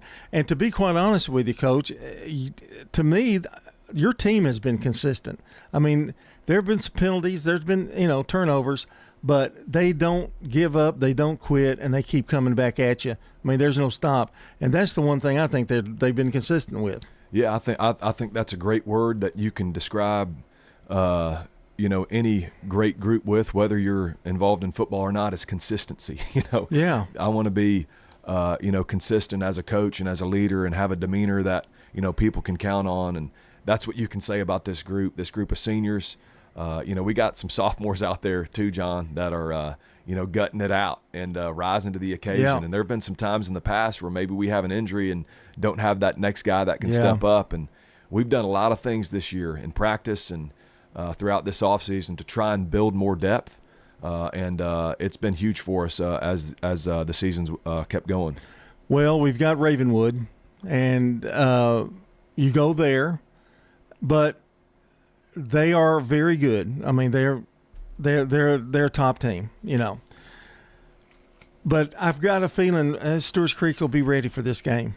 Yeah, it's going to be a lot of fun. There are a lot of things from our game against Ravenwood last year in the first round. We had them had the lead at half, tied going into the fourth quarter, and there were some things from that game that caused a lot of growth that was really difficult for me this past offseason. That began the Monday of round 2 of the playoffs last year, and forced me to really rethink some things as the leader of our program and what we need to be doing. It's going to be an awesome night for us. And it don't matter who you're playing. In round 3 of the playoffs, we drew Ravenwood, and they are as advertised. They've got 2 quarterbacks that are both very worthy of playing, and Coach Hester's done a magnificent job of highlighting the strengths of both of those guys. They've got stud receiver Hubbard, who's going to middle. They got a big O lineman going to middle. They've got 2 DBs that are Division I guys. One's going to Auburn, one's going to SEMO, and they got guys that fly around. And it is going to be a huge challenge, and it's going to be one that I know our guys and our coaches are going to be really excited about. The opportunity to go on the road is something we hadn't done in a few weeks. But I tell you, this group's excited to get back to work on Monday. We got to get our hands dirty this week too, because this is going to be a very tough challenge. You look at what Ravenwood's done this year, beating teams at places like at Alcoa to open the season, at Oakland, a few weeks ago. And, so it's going to be a huge challenge, and it's going to be one that I know not just our players and our coaches, but our entire community is going to be really excited about. They're going to pack Ravenwood. I mean, they're going to pack it. Your guys, that's for sure.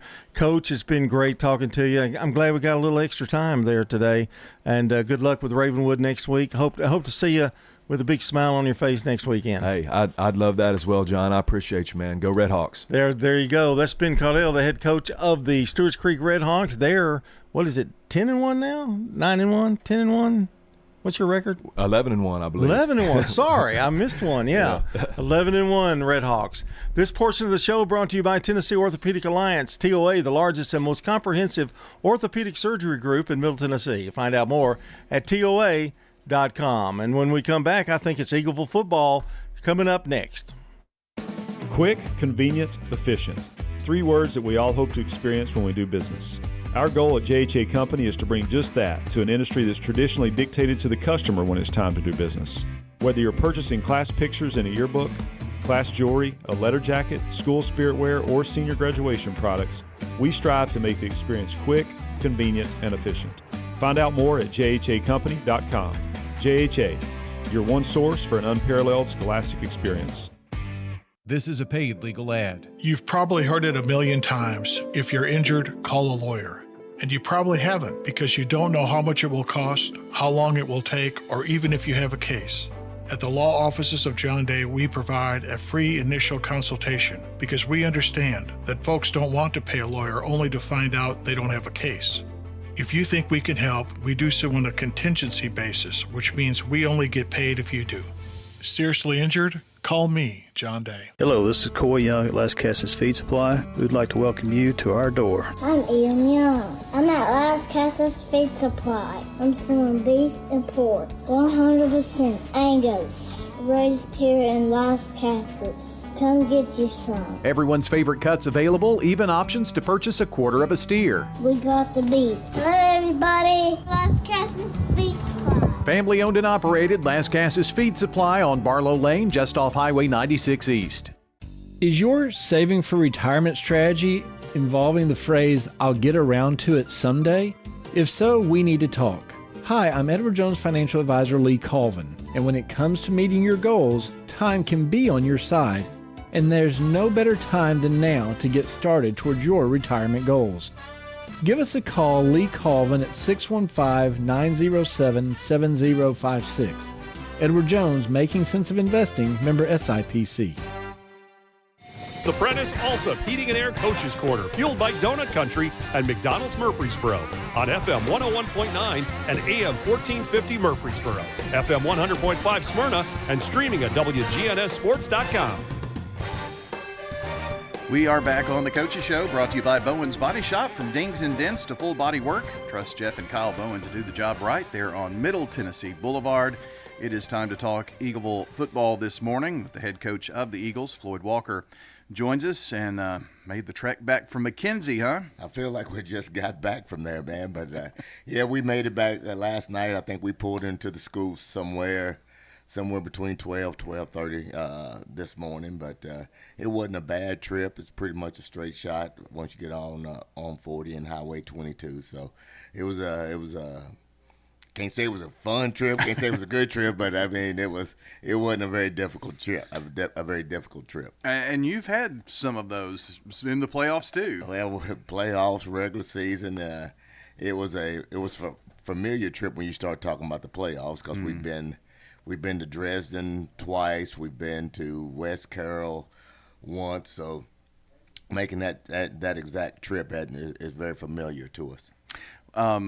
I guess just because of where you fall in the region, you kind of always go west. Right.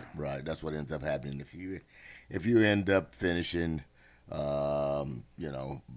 somewhere besides first, and you continue to win, you're going to end up eventually going west, unless some type of major upsets take place, in the first round. But yeah, I mean, it's one of those deals to where it is what it is. You.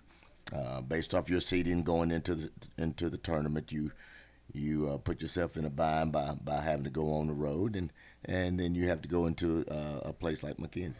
Well, I mean, just the district finish was like if it was horse racing. Right. I'm not going to channel Danny Brewer here or anything, but yeah, please don't do that. Yeah, don't do that. If it was horse racing, it'd been a photo finish in the district race, It would have nuts. been. Yeah, it would have been. I mean, it was a great atmosphere as far as how our region was going to turn out between 1 and 5, and it came down to the last week of the season, and we were able to hold on to it and get a win and finish in second place. And unfortunately, we stumped our toe a couple of times early on in the season and couldn't get first place, and been able to host several games in the playoffs, but. We're pleased with what happened. We're pleased with the way the season went, and it's just an unfortunate way to end last night. The final score was 28-0 McKenzie, and thanks to your beautiful bride, she keeps us updated. I didn't know that they could even get a cell signal out of McKenzie, but it worked last night, and 7-0 at halftime, right. and that's just the kind of grinded out game you want to be in. It was. I mean, we were in a very, very good place going into halftime. We ended up, they had the ball inside the 10. Maybe it was even first and goal inside the 10, and we held them on 4 straight downs and got out of the half down 7-0. So we felt really good about that. We had a challenging time getting some things going offensively, but a lot of that credit goes to McKenzie's defense and their defensive players. I thought those kids did a tremendous job of executing what they're supposed to do on their side of the ball, and they all can run. They're all physical. They all tackle well, and there was just not a whole lot of spaces to get yards last night. So our hats go off to them. I mean, they have to be in the conversation about being one of the elite teams in the state. But when you're in this round of the playoffs, it's a Sweet 16. Right. And this was the reason, I tell people all the time, I think McKenzie's either won the state championship or played for the state championship 3 out of the last 4 or 4 out of the last 5 years. So they have an established, a high championship level football program, and those kids take a lot of pride in excelling. And like I said, when you take your hats off to a championship football team like them, I can definitely see them being back in Chattanooga with an opportunity to play for the state championship again. Marshall Spann was Marshall Spann for you last night. He was. I mean, I thought going into this last game, I thought he competed at a high level for 4 quarters. He was physical. He was making tackles. He was checking everything. Again, we're so thankful that we had the opportunity to work with him and have him and his family in our program, and it was just fun to watch him still give everything he had for Eagleville last night. Yeah, well, His dad athletically, I'm not so sure, but grandma now. Legend has it, huh? Legend has it. Thomas Solomon, 8 carries for 42 yards for you last night as well. As stingy as you were trying to be on the defensive side, McKenzie was too. They were. They did a good job of maintaining gap integrity. They did a good job of what we call skating down the line of scrimmage, and that's when you skate down to protect a cutback on the run, or if the quarterback tries to pull the ball and go outside. They did a tremendous job of that. They did a good job of rolling up on a wide outs to take some things on the outside from us away in the passing game. I thought we did do some things through the air later on toward the end, and I thought we started running the ball a little bit better during the fourth quarter, but it was just a little bit too late, and eventually we just couldn't make enough plays. Start of the second half, they get a quick score, right? And at that point, what was it, like 6 plays, something like that? It was 6 pretty plays. close. I think it was 6-play drive for them in the start of the third quarter, and they went up 14-0 on us. And we got the ball back. We weren't able to do anything, punted, and it just kind of that was just kind of the MO of the night. We were trying to just manage and get first downs and get some rhythm going, but we just could never find our footing.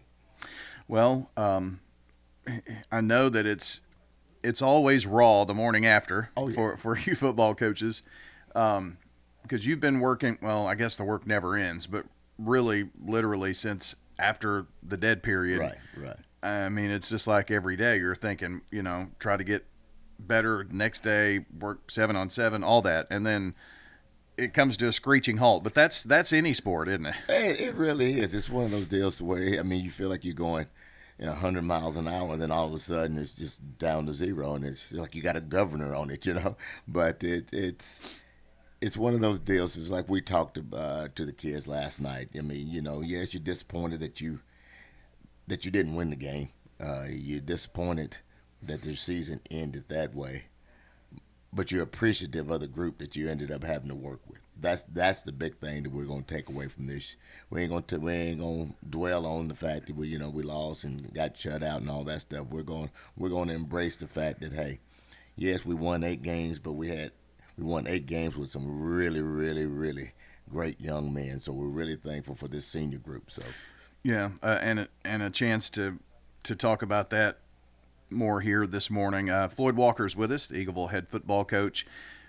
You go through this every year. Right. These kids go through it once, especially the seniors. You kind of have to be the grown up in the room, let's say, for you, because it's hard. When you pour your heart and soul into something for 4 years and then it's over. It is. It's one of those deals to where you sit there and you try to talk to kids about the fact that at some point in time this is going to end, so you need to cherish these moments and everything. And but in reality is, whether you lose a game and your season comes to the end, or whether you win a state championship, for a lot of seniors, that's still going to be it. Yeah. So those emotions of the finality of it is still going to be there, win, lose, or draw.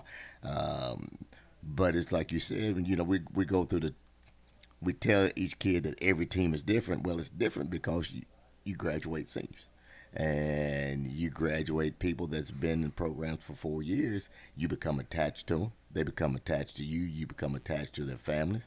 You become attached to their friends, and that's what makes single A football and 2A football so special, is because the amount of time that you get to spend with such a small group of kids, that you get to know each and every last one of them, because you spend a lot of individual time as well as group time with them. So that's the great part about it, and that's why we will always hate losing our seniors, and we always try to make sure that they understand we're not trying to say bye, because we have the phrase about once an eagle, always an eagle.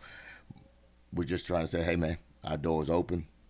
Come by anytime you want to, and we'll see you later. So that's kind of what we're trying to make sure that they understand.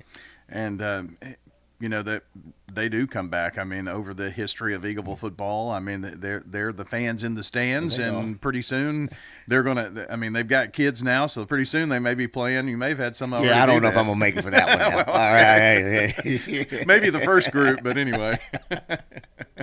But I mean, that is nice to see about community, and they build camaraderie, and some of their best friends, they're going to get married, and some of these guys that they played football with are going to be in their weddings and celebrate life milestones. I mean, that's what it's all about. That's what we talked about too. We talked about that as well, about some of these people going to be in your weddings, and I'm like, and unfortunately some of them may even be in your funeral, but that's the nature of the beast. That's the nature of growing close to people and having relationships, because this is a relationship sport. I mean, it's one of those deals to where you're going to spend an enormous amount of time, whether it's on a bus traveling to McKenzie, or whether it's in a weight room session, or whether it's at a practice, or whether it's at a walkthrough, or whether, when it's time for you to go to a basketball game or a baseball game, you go with this group, and you truly do build a brotherhood, or you establish brothers that are outside of your home. So it's cool to watch.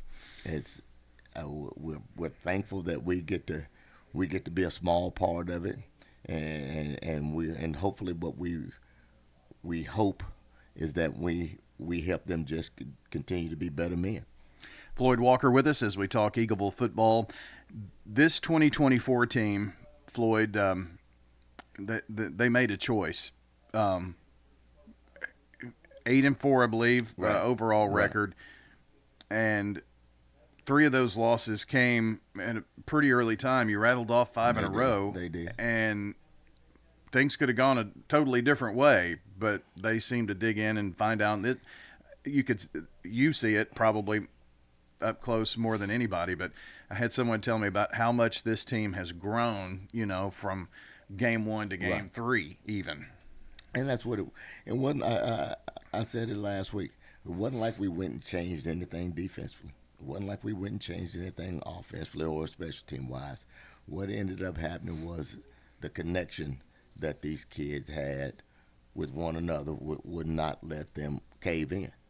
They did a tremendous job, because you've been around athletics enough. When things ain't going well, it's a lot easier for people outside of that locker room to start making comments. I mean, you heard Coach Saban talk about rat poison. You hear all of that. Well, and they don't even have to say it to your face because of this thing, the phone. Exactly. That's what happens, and it's one of those deals to where it's friends going up and down the hallway talking about saying how that you're not very good, or people out in communities might say that you're not very good, and some people buy into those things, and once you start buying into it, it creates division and separation. But this group of seniors did a super job of keeping this locker room together, keeping this football team together, and thriving in some very challenging times early on in the season. Yeah, you talk about senior leadership, but that senior leadership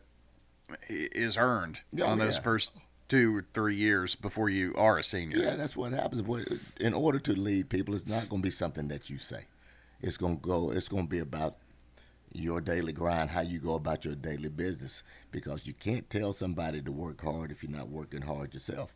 And this senior group gets after it. I mean, they don't mind lifting, they don't mind running, they don't mind straining, and it was something that underclassmen could look up to. So when they did say something, they were getting the truth. The underclassmen were getting the truth from the seniors because they visibly see it. And when you get a group to do that, then you've got good leadership in your locker room, and you can end up having a good program. There are that senior leadership. That's what will be leaving the program, and hopefully they've left behind an impression on that sophomore and junior class who are coming in and will be a year older, stronger, faster, all of that stuff if they put in the work this offseason. And that's what you hope. You hope they understand now, hey, this is what it's going to take. This is you've come through adversity. You've won ball games. You've played against a state championship caliber football team. You see how they are, and now let's take it and let's grow from it. And I'm excited about what we have underclassmen-wise. I'm excited about what lies ahead for this group that's coming up next year in 2025.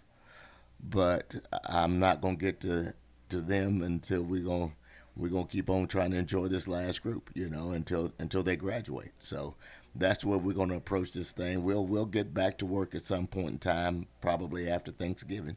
But we're going to take some time, and we're going to make sure that this senior group, number one, gets healthy. We're a little bit banged up, and they're a little bit banged up. We're going to make sure this senior group is sound academically in the classroom, and they're all caught up on all of their work. And we're going to make sure that this senior group had a great experience with Eagleville football. And this senior group, you still have them for a few more months here, so they can be there to help encourage, grow this other class here too. They'll still come around. I'm sure Marshall Span will still come around.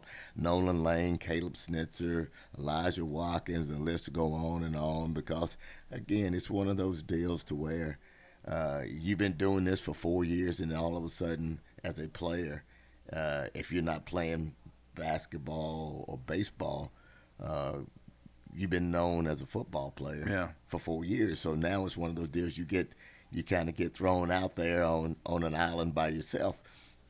And that's why we talk to these kids about they got to understand who they are, not what they do. They got to understand when somebody says, "Tell me about you," you don't ever need to leave off a conversation about, well, I play football at Eagleville, because that's what you do. That's not who you are. You need to be able to talk about, I'm a good son, I'm a good brother, I'm a good student, I'm a good classmate. You need to be able to tell people who you are. And right now with this senior group, some of them are going to end up finding out that they're more than just a football player. So we're tickled to see where this takes them next. Floyd, one more thing about this upcoming season. The TSSAA's initial realignment is out, and District 5-1A, including yourself, will be Cornersville, Fayetteville, Huntland, Moore County, and Richland. Teams you're very familiar with, whether they're in the region or not. Right, yeah. It's kind of similar. We had this region several years ago. Basically, we had everybody in the same region except for Richland, and Forest was in their place. So it's a familiar deal for us. It's going to be a familiar travel path for us. It's going to be, again, a challenging task because Fayetteville comes in, and Fayetteville is, over the past 4 or 5 years, has been historically a really, really good football program. So we lose Wayne County, we lose Collinwood. Thank God we don't have to take those trips anymore down to Trace. So I am thankful for that. But it'll be exciting. It'll be challenging, but it'll be a little bit easier for our fan base to travel to as well. It does help with travel a lot, doesn't it? And that's why I try to get people to understand. I don't worry as much about our football team traveling. Our bus drivers will do a super job of getting us there safely. But when you have the student body who wants to go watch their classmates play, and they got to travel 2 hours, and you're 16, 17, 18 years old, it's not fair to those kids. And a lot of mamas and daddies don't want them driving on those roads. And what you want them, you want every kid in your school building to always be safe, even if they're just driving up and down the road. So I'm glad that we're in the region that we're in. We got to find some non-region games, and we'll try to find some that's relatively close, probably within an hour's drive. So we'll start getting all of that stuff situated whenever TSSAA releases the new schedule. It's kind of tough to do that for you because the number of 1A schools, within an hour, they're not a ton. Right, and what we'll end up doing, we'll look at having to pick up some 2As, some 3As possibly, Community, Cascade. There's just several other schools that's within an hour around us. So we'll talk to those. We'll see if we can work something out, and hopefully it'll be a lot easier and a lot less taxing on our student body. Yeah, well, at least it's not the other sports because Santa Fe, Mount Pleasant, you kind of got off. But you've had the tough road the last few years anyway with that. Well, before we wrap up here, I do want to thank your wife, Kim, because she's my texting buddy on Friday night, so I'm going to miss that. But lets me know what's going on. We like to tell the folks all the scores of all the games, whatever game we're broadcasting, and she helps tremendously with that. And your administration there, Mr. Pettigo, would send out some tweets and things of that nature every now and then too. So helps us keep up with what's going on a frantic Friday night. So appreciate that. We appreciate it. I mean, I think our whole Eagleville community and our staff, I think they do a tremendous job for all of our students and for our athletic programs. And again, I think what Mr. Pettigo was just named Administrator of the Year for this region, so we'd like to congratulate him. He's going to give all the credit to all the staff, kids, and coaches, but he does a tremendous job along with Jay Brown, Miss Tibbs, and Ms. Tallman. So we're thankful for our administration, and we're just thankful for everybody that has something to do with Eagleville School. Well, Floyd, it's time to get to that honey-do list. You don't have to come in and see us every Saturday morning, so there are some positives, I guess, right? Yeah, right. Okay, man. Thanks. I appreciate it. Well, at least coming in here anyway, right? Yeah.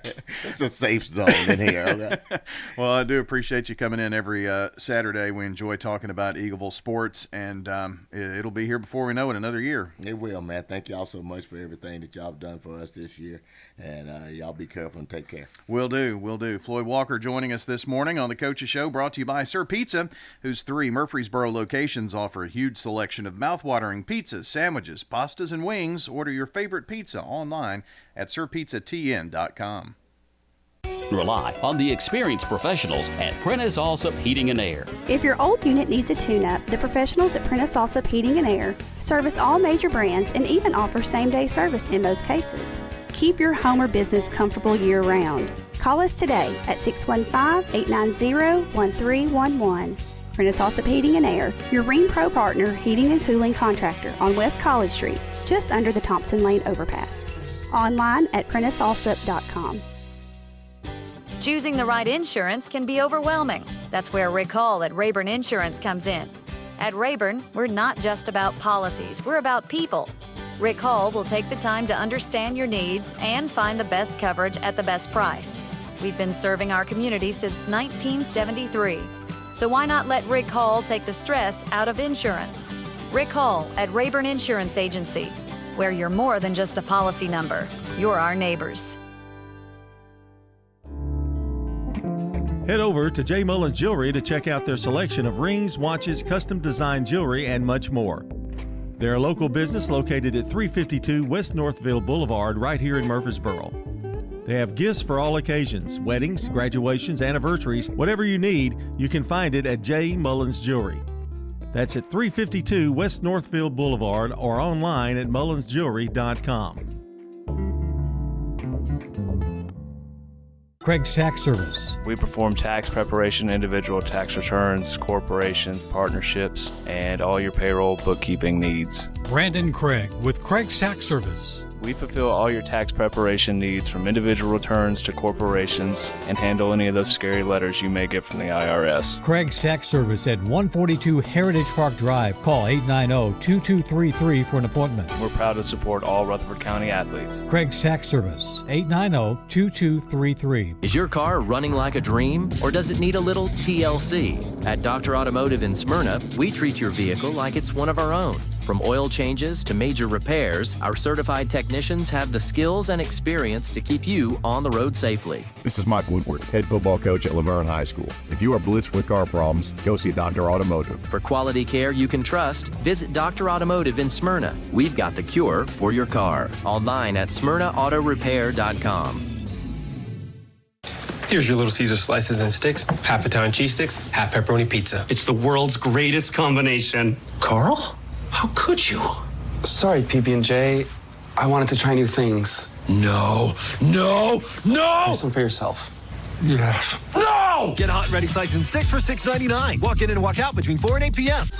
Little Caesars Pizza is a proud supporter of all Rutherford County High School athletes. Be sure to visit your Murfreesboro Little Caesars today. Pizza.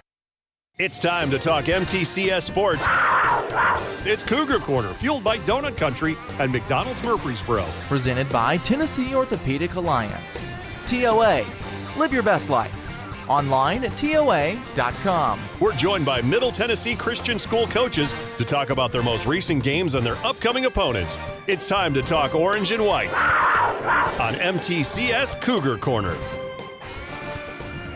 Welcome into MTCS Cougar Corner, presented by TOA, Tennessee Orthopedic Alliance. It's time to talk with the head coach of the Cougars football team, Christian Peterson, and ran into a tough Nashville Christian team last night, didn't you?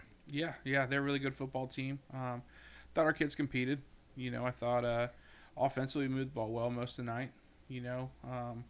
Defensively you're lining up, and they got a bunch of 5-star and 4-star guys running around, and we got a bunch of freshmen, sophomores trying to tackle them.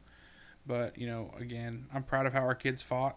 I think since fall break, we really kind of turned a corner from our whole team perspective. I thought we took big strides throughout the year, and I'm proud of them. I think we went down throwing our best shot, and and now we just kind of get back into the off season and keep working and keep developing kids and see where it takes us.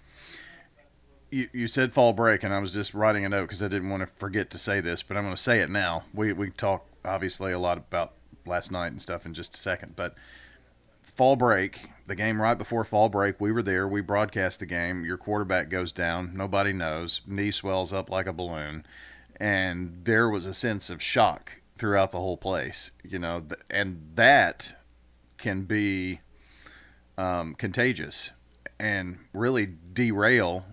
Luckily, it was not serious enough to keep him out too long, but you know what I'm saying? It could have been something that could have tumbled the team into the wrong direction. For sure. I think that's where, our seniors, even though when he went down, that was the third of our 4 seniors to be out. Yeah. And so we were out there rolling with 1 senior at that point. And, again, I think that's where, even though they weren't playing, it's where our senior leadership really kind of took over and righted the ship, and behind closed doors where where a lot of people don't see it, they were kind of that positive force, and they were the ones standing right next to our young guys in practice, making sure they were ready. And really, when they couldn't go, they were everybody's number 1 cheerleader. And so, they were I can't say enough about them. They were fantastic. They helped kind of right the ship and really got guys ready to go for after fall break. I think fall break kind of came at a good time, kind of that mental reset. Mm-hmm. Then we came out and we played our best football of the year. Our last 5 games, we put some points on the board. We moved the ball defensively. We played our best football throughout that 5-game stretch. I think there's a lot of positives to build on. I think a lot of guys kind of figured out who they are, what their role is, and they started being able to not necessarily line up and worry about, all right, I need to be here, I need to try and get to here. Now it was just like, all right, I know I'm going here, let me go make a play. And they started playing a little bit looser. And again, I think it just, as a staff, we look at it and go, all right, like, we're good. Like, they started to figure it out. We're starting to get there, and now we're gonna get another off season in the weight room and get bigger and get faster and get stronger and go out and compete again next year. And again, I think there's a lot of positives for this year, especially how we finished the year. Getting to the quarterfinals, getting to be one of the last 8 teams left. It's kind of what we talked about all week. Like, guys, like, you earned your shot to be here. Like, there's only 8 teams left, and you're one of them. And don't ever take that for granted. It's hard to win games in the postseason. And our game last week, we won big. Like, that's not easy to do. It doesn't matter how good you are or how young you are or how old you are. It doesn't matter. Like, winning games in the postseason is hard. Yeah. And so for them to be able to get that win and get the opportunity to play in the quarterfinals, I think is going to be huge for their development. Getting to kind of make a little mini run there, and kind of lights that fire and makes getting into the offseason that much easier. You had to make a run there, or you wouldn't. There was a scenario that you wouldn't have even been playing in the playoffs. So it was just remarkable to see that you're guys just really lock in, especially after that fall break. And you mentioned the mini run here, and I can only imagine how much pressure there was, especially on your group of seniors, knowing that there are not as many seniors this year as was last year. You've got a target on your back because you're the defending state champion. If anybody can beat you, then that's going to be the biggest celebration maybe of the year for them. And that's a lot of some kids would crumble under that, but your guys didn't. No, yeah, I think the best thing again is like our seniors understand like the process of how we do things, and they understand that it's not necessarily, we just show up on Friday and roll the ball out and let's see what happens, right? Like it really is, our preparation Monday through Thursday. And I think that was kind of the biggest reset that we had after fall break, was our seniors really going through and making sure practice Monday through Thursday was how it needed to be so that we could go on the run that we did. I think our young guys figured out that what high school practice is. I think it got better throughout the year, and I think we really took a huge step after fall break, and just our compete level in practice, our physicality level in practice, and it showed. Like, I thought we were more physical the second half of the year. I thought we competed better the second half of the year. I thought, we're getting where we're supposed to go. We're making the right checks. We're doing a lot of the right things, and again, that happens Monday through Thursday. Like that is when Friday you shouldn't be thinking. Friday you should just be playing, and so. You've got to get all your thinking out Monday through Thursday. You've got to make sure that it becomes second nature. That way when you go out on Friday, you get to just go play loose and fast and go have fun. And, again, I think the preparation just continued to get better, as it normally does with a young team. And so, again, I think the best thing that happened was they saw those results, right? They saw really good Monday through Thursdays lead to good Fridays. And so, now you're able to get into the off season and go, look, like now we need a really good off season, right? So a really long Monday through Thursday is basically what the off season is. And so, go have a great off season. Let's go get bigger. Let's get more athletic. And let's build this thing the right way. We got a lot of guys coming back. A lot of guys that played a lot of football for us throughout the year. Guys that we probably weren't expecting to play a whole lot had to play just with the injuries and nicks and bruises and everything else that we had. And, I think that's just going to help them moving forward. We had freshmen starting for us all year. Yeah. So they get to start their sophomore year with a full season under their belt, right? Their eyes aren't going to be wide in game 1 and game 2, like they were this year. They're going to know what's going on. They're going to understand what it looks like. They're going to be able to lean back on some examples from this past year, and I think that's really going to kind of speed up the process. A little bit about last night's game. First, early in midway through the first quarter, you strike first in that, and that was a way to try to set the tone on the road at Nashville Christian, and that was a nice start, but they answered pretty quickly right back, didn't they? Yeah, so we got the ball first, and I think we executed our game plan perfect there. Took about 6 minutes off the clock, drove the ball kind of methodically down the field 3 to 4 yards at a time, just playing physical brand of football. And got down there, got the touchdown. Owen White punched it in, and then, then they trot out number 1 quarterback in the country and 4-star running back, and they answer, which we knew they would. Like we knew they were going to score, and so put together another couple good drives. Our second drive, we get Owen out on a wheel route and just miss him, like off his fingertips. Like would have been a huge play, and maybe that changes the game a little bit. Be able to complete that one, but I mean. Credit to Briggs. He made a great read, found him. Owen did everything he could to try and catch it. It just didn't happen. And so, but again, our kids kept fighting. We kept clawing away. We kept moving the ball. A couple turnovers here and there kind of hurt us a little bit. Especially early. You can't turn the ball over to them because they'll turn it into points real quick. Yeah. But again, like I didn't see any quitting our guys. They lined up and they played football, and we gave him our best shot. You kind of go into that game, and no one in Class A has scored more than 7 on them all year. And so we came out and lined up in a few new formations and ran a couple gadget plays and, tried to get things going. And I thought our kids responded really well. I thought they understood what we were trying to do. And, again, really proud of them. Thought they played really hard. Jared Curtis is a different cat, isn't he? Yeah, he's pretty good. He's a pretty good football player. He's the quarterback, but also their leading running back, right? Yeah, so they just got their running back eligible here at the end. Oh, okay. So he'd only played in one game prior to playing us. Big 6 foot, 225 running back they brought in, and he's a good football player. And so we knew we were going to have to try and get him. And it makes it tough when you can turn around and hand it to a 4-star running back or let the 5-star quarterback throw it. And so, we threw a couple weird looks at him, and they caught us in a couple of them, but the one thing you can say is we threw everything we had at him. It was our best shot. It was, we threw every coverage look we had at him. We every blitz, every alignment. Offensively, we lined up in every formation that we line up in. We emptied the play sheet. We went down swinging, and so again, proud of the guys' fight.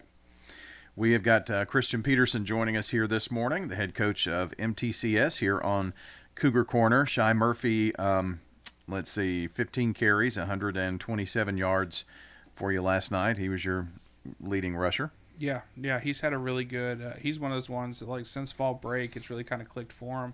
He's understanding where he needs to go with the ball. He's got, game-breaking speed, but he had to figure out exactly where the hole was he needed to get to, and just to trust it. I think sometimes you get guys that are as fast as he is and they just want to go. And so sometimes he'd outrun his blockers and things like that and get himself in tough situations. The second half of the year, he's really seen it. He's seen it much better. He's been able to hit the hole, and he's been able to just every week. I think he's rushed for more yards over the last 4 or 5 weeks. Every week he's added more and more yards to it, and so as he gets going, that's just going to help us move forward.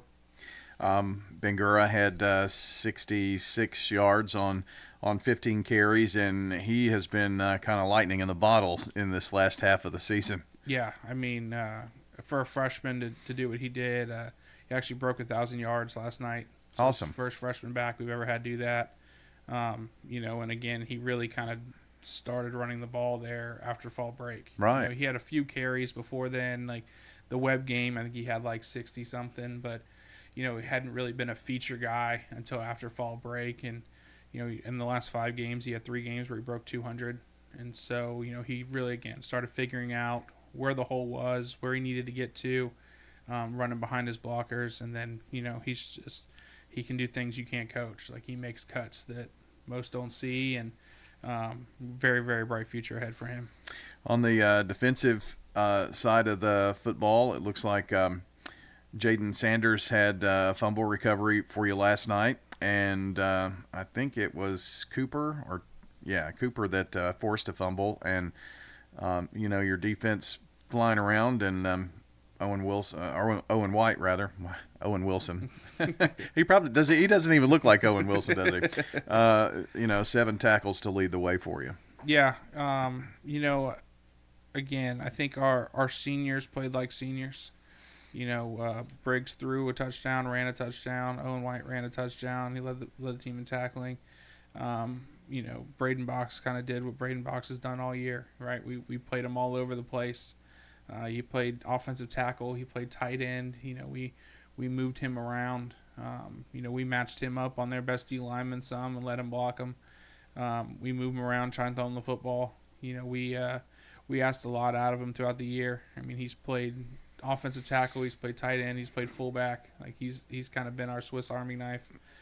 He's played outside linebacker. He's played inside linebacker. He's kind of played our hybrid linebacker safety spot. We've asked a lot from him, and could be more proud of all of our seniors. I think they came out and over the last 2 weeks, the 3 that could score, we have 1 lineman, but the 3 that can score, all scored a touchdown in the last 2 weeks. And so you always like seeing that. You like seeing the seniors kind of go out playing their best football. And, when they leave here, they're going to leave as the second winningest class in school history. They're going to leave with 2 region championships. They're going to leave with a state championship. They had a really successful run here. And, I think they're leaving the program better than they found it.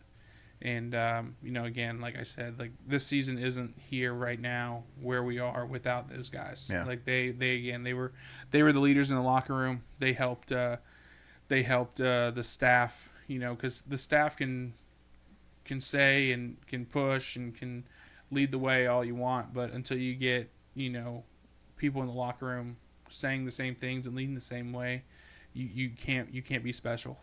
And, they understood that. They understood the responsibility of that, and I think they did a great job. 20 years, I think, of Cougar football somewhere. Yeah, close. right around there. I think next year's our 25th year because we started in 2005. So, and my point about that being is that this group, along with last year's group, maybe laid a firmer foundation than any group has been able to do so in those 20-plus years to take you to that next level. I mean, you did win a state championship last year, but, I mean, you talked about 2 region championships, just rattling off wins, and that's how you become one of those elite teams like a Nashville Christian or a Friendship Christian that has done it multiple times, and that's what you wanted to build here. For sure. I think you go through the history of kind of MTCS, and I like to do it. When I was coaching at my alma mater before I was here, so it was one of those things where whoever the head coach was, they could come ask me, and I probably could tell you what happened in 2001, and stuff like that, and things when I was in elementary and middle school, I was still going to the games, so I knew all those players, I knew where they went to school, and so when I got here, you kind of you get to a new spot, and you don't necessarily know all of the history. And so you had to talk to Ed Watson, right? Absolutely. He's that guy here. He knows, he's been around here forever. But that's, I think, the thing with MTCS is you really kind of go through the years and you saw the foundation get laid before we were really here, right? Mm-hmm. It started. When we got here, that was one of the things Tackett and I talked about a lot was it's here. Right? What you need to win is here. And so we just needed to figure out how to take it to that next step. And, it's taken a lot of people through the years, a lot of building, and we had a couple really special classes that happened to be coming through when we got here. And we were able to kind of, build around them. And they bought in and they've done everything we've asked of them. And it's translated to a lot of wins. And so now it's about, getting that new crop and guys that have been able to watch, the seniors do it a certain way and be very successful and have opportunities to play after high school. And, it makes it a lot easier sell when you don't have to talk about, guys, this can happen here. It can, it is possible. And now you're able to talk about, well, I mean, last year, these guys did it. The year before that, these guys did it. And so it just makes it a lot easier to sell it, when you're not having to talk in hypotheticals. You're able to use real-life examples from people that they knew and people that they got to watch growing up. And so, I think, like I said, I think the foundation was starting to get built already. I think there was a lot of really good things happening at MTCS when we got here, and we were able to kind of just help them take that next step. And so now it's about taking that next step to where we're that competitive every year. And so, at small school football, you're going to have times where you graduate a class of 13, that's a 30-year roster, and it's going to affect you kind of moving forward. You're going to have years like this where 60% of your roster is either a freshman or new to your school. And so it's going to take a little bit of time to gel and get used to each other and learn how to play together and, learn what this person does well and what this person does well and, what gets this kid to play at his best. And so, again, I think the future is very, very bright. I think there's a lot of positive things happening in MTCS. You mentioned Colby Tackett, and you obviously came with him to MTCS, stayed after he made a professional move. Middle Tennessee feel like home? Yeah, for sure. That's what I told him when Colby was leaving. I went and told all the admin, like, look, I don't want to go anywhere else. Like, I want to stay here. He went back to Florida, and I was like, I lived there my whole life, right? Like, yeah. When we left, I wanted to go somewhere else. I wanted to do something else, and the community here is fantastic. And looking for my first head coaching job, kind of the joke in coaching circles, right, is you either take over a really bad job, you follow someone in your family, right, or you happen to be on staff and the job opens up and you get your chance. Like that's how you get your first job. Mm-hmm. And so I knew this was a fantastic place to be. I knew this was, that you don't get much better first jobs than this one. And so, when it opened up, I was like, guys, I don't want to go anywhere else. Like, I want this one, and I know these kids. I know that we can be successful here. I think what we had built for 2 years under Colby was really good, and we were trending in the right direction. Right. And so, it wasn't going to be wholesale changes. And again, I think it helped that, the entire coaching staff was able to stay on, and it created a lot of continuity for the kids. It's a different voice saying things. I do things a little different than Colby did, and and right or wrong, I'm not Colby, right? So like I'm not gonna try and be him. I'm gonna try and be me to the best of my ability. And so again, I think that helped the kids in the transition. You get a new head coach, but when all of the other 8 coaches are still there, it makes it a little bit easier to kind of transition into it. And so, I'm blessed to be here. I'm blessed to get my shot here. And, I love this place. I love these kids. And so, again, really excited for what we're building. It had to be cool also to see, the strong 5th and 6th grade program and the middle school program and all of that, knowing that you can have a handprint on all of that. And by the time they get to you, there's not a huge learning curve like it can be at other places. No doubt. I mean, our 5th and 6th grade team, I think they went 5-1-1 this year. Our middle school team, our 7th and 8th grade team, they went 8 or 9-0.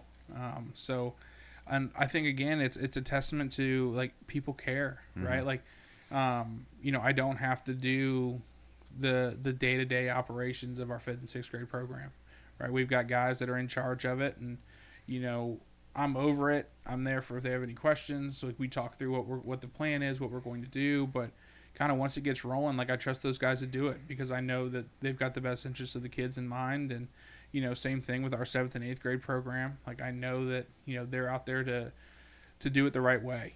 We're there for especially that young group. Like I'd love for them to win every game, sure, but like I want them to have fun. I want retention, right? I want, if you're playing football in 5th grade at MTCS, I want you playing football in 9th grade at MTCS.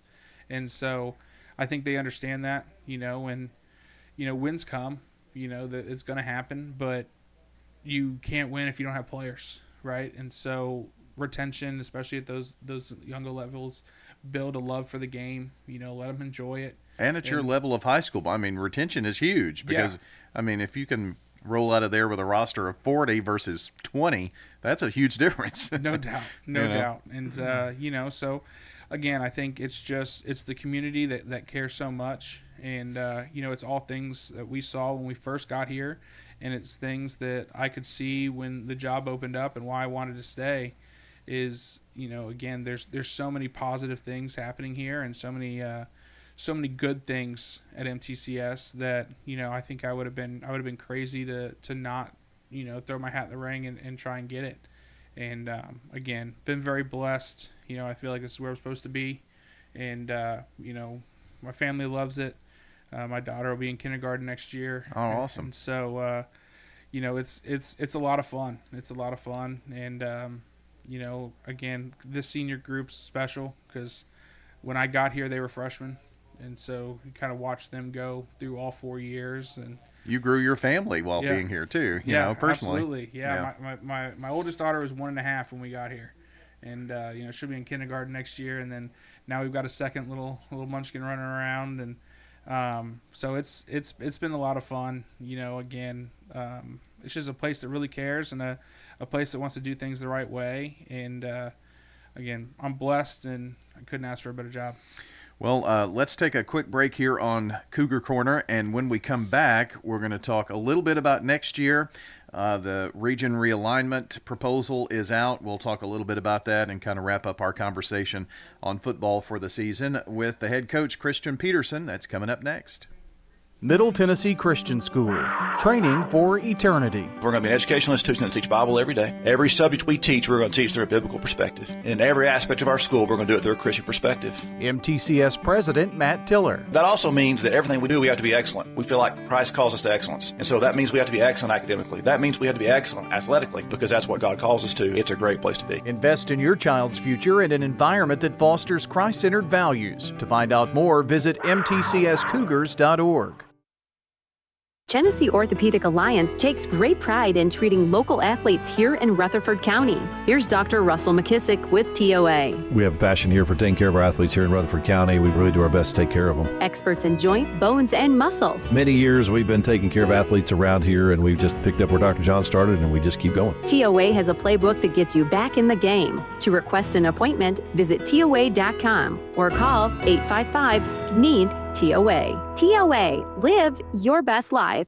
Middle Tennessee Christian School, training for eternity. The large majority of our kids are involved in athletics or extracurricular activities, one or the other, and most are doing multiple activities. MTCS President Matt Tiller. And that's a great preparation for life. How many of us in our life are just doing one thing? So a well-rounded student is a huge deal. Invest in your child's future in a Christ-centered environment with many athletic and extracurricular choices. Without a doubt, our students have the opportunity to be involved in multiple activities. To find out more, visit mtcscougars.org.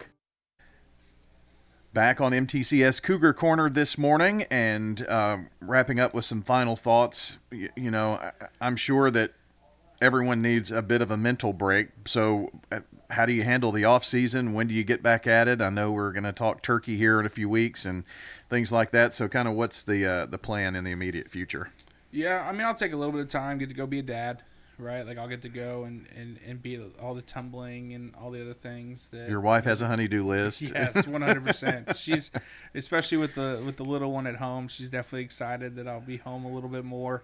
But for me, you know, it won't be long, and I'll be back breaking down what were tendencies, what do we do well, what did this kid do really well? What does this kid do really well? What does he need to get better at? And, what can we do in the weight room to potentially help that?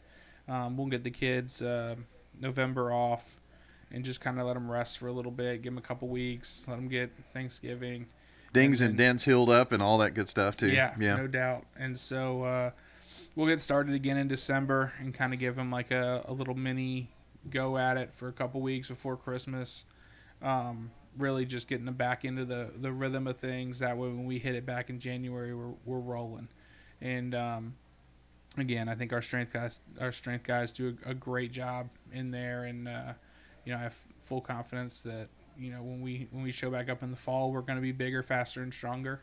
And but yeah, I'll take some time. I'll do a lot of family stuff, but once those kids go to bed and things like that, like I'll definitely be breaking down film. And I like to do it, but I don't like to take too much time off. I want to keep it somewhat fresh. Yeah. I want to take a couple weeks. That way it's not like I'm not necessarily biased watching it, with the same thoughts that I had going into it. But I don't want to get to so far away. It's like, why did I do that? Like, why were we doing this? Like, what was our game plan here? So, it's kind of that mixed bag of like, you don't want it to be today where you're going to go break it all down, but you also don't want to get into February before you start really breaking it down again. This off season too, being at a place like MTCS, you may have some of your guys playing winter or spring sports as well, and which is good, I think. I mean, we should be encouraging kids to play more than one sport. I recommend it. I want kids to go get coached by someone other than me. If I'm the only voice you hear for 4 years, by the time you're a senior, you're tired of hearing my voice. And so, I want to, like, we have kids, we have a handful that can go play, baseball, basketball, soccer, right? We've got kids kind of doing everything. The majority of our roster is going to play something else. We got some guys that do trap. We've got, there's all over the place, right? And so that's another thing I really enjoy in the off season is being able to go and watch our boys compete in something else and watch them go be competitive in something else. And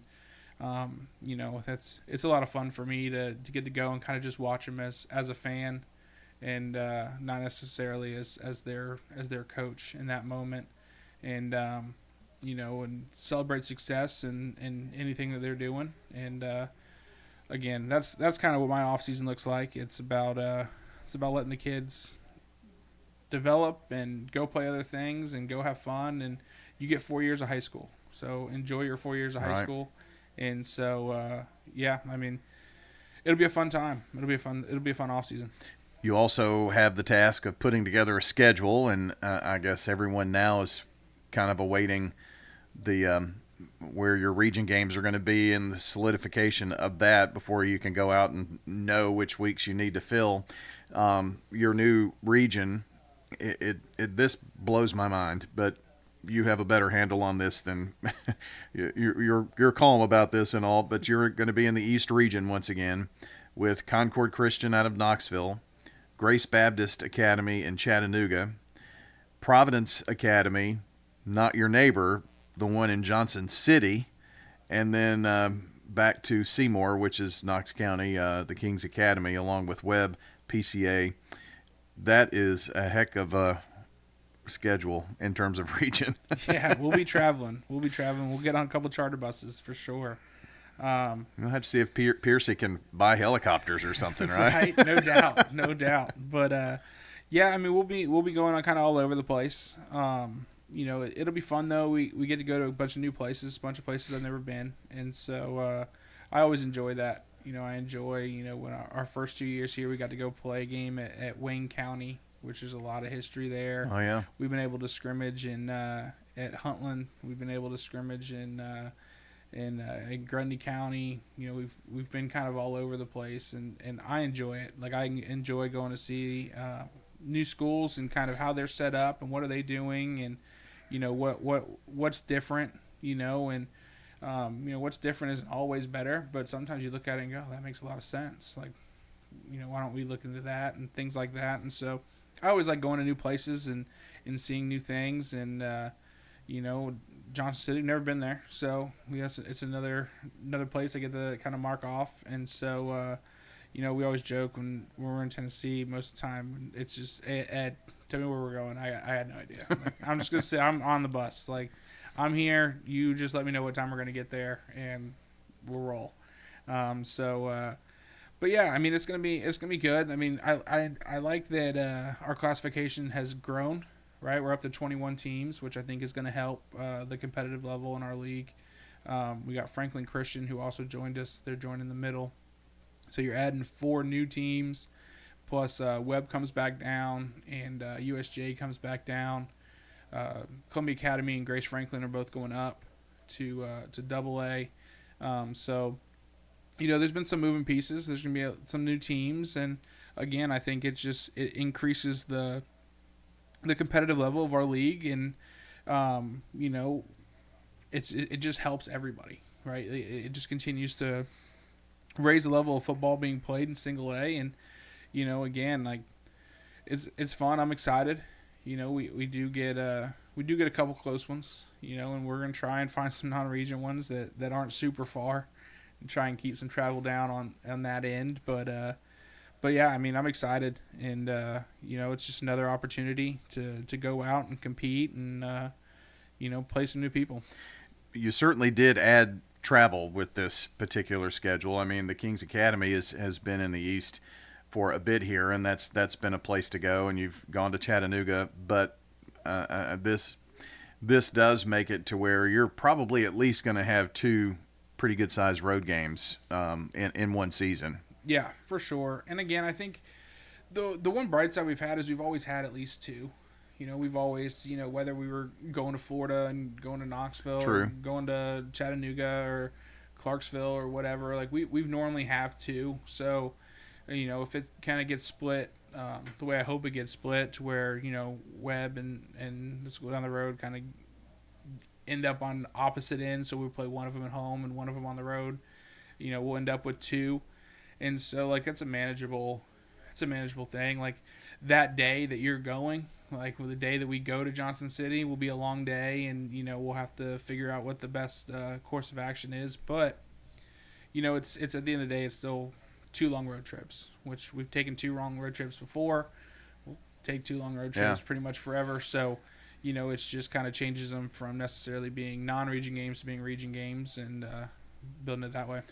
It also makes it critically important because it takes money to get those buses and get them on the road. It makes it critically important to have good home crowds, a good gate, sell lots at the concession stand, all that good stuff. And so hopefully this can also be a rally cry to MTCS fans to get out and support.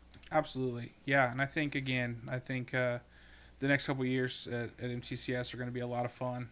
I think we're going to don't want to miss it, do you? Right. This is definitely, it's not the best is gone and now we're just holding on. Like it is the best is still yet to come. I think our most talented teams are still to come, and it's going to be a really fun time here at MTCS, and there's going to be a lot of really good football that gets played, right there at Thornberry Stadium. And so, I have no doubts that our fans will be there. They'll be loud. They'll support. And it makes it a really fun atmosphere on Friday nights. One final word about the playoffs. You think Columbia Academy and Nashville Christian are on a collision course here? I do. I texted Seth last night, told him he played a heck of a game last night, and to go take care of business and go play for his first gold ball. Columbia Academy hasn't gotten there yet, and we met each other there in the semifinal game last year. Yeah. And we were both playing for our first shot at playing for one. So I'm pulling for him. I hope he gets there. It's again, it just helps our league. When teams are able to have success that they haven't had yet, and so it just continues to build it. And definitely pulling for them. But Jeff Brothers has a really good team there in Nashville Christian, so it's going to be a tough game. Middle Tennessee well represented in the semifinals as well, so that shows the strength of the East and the Middle, especially. So, should be fun to watch. Well, Christian, I want to thank you for being here every Saturday morning. It hasn't been as pleasant every Saturday, and after long road trips and things like that, always here to bring us great things about the kids in the program. I know it's called Cougar Corner, and it's a coach's show, but it's more about the kids than it is about the coach. So, and you do very well at that. Appreciate you coming in every week. I appreciate it, man. Thank you guys for having me. Again, just another opportunity to get to talk about all the good things happening here at MTCS. Absolutely. Great things going on. Well, that's going to wrap up our coaches conversation this morning. Hope you enjoyed the show. For John Dinkins this morning and our producer, Connor Hayes, I'm Brian Barrett. Have a great Saturday. We'll be back with Cougar Corner Hoops Edition, I think, next week, or maybe some volleyball. Who knows? We'll figure that out. But next week we'll have another Cougar Corner for you here on News Radio WGNS.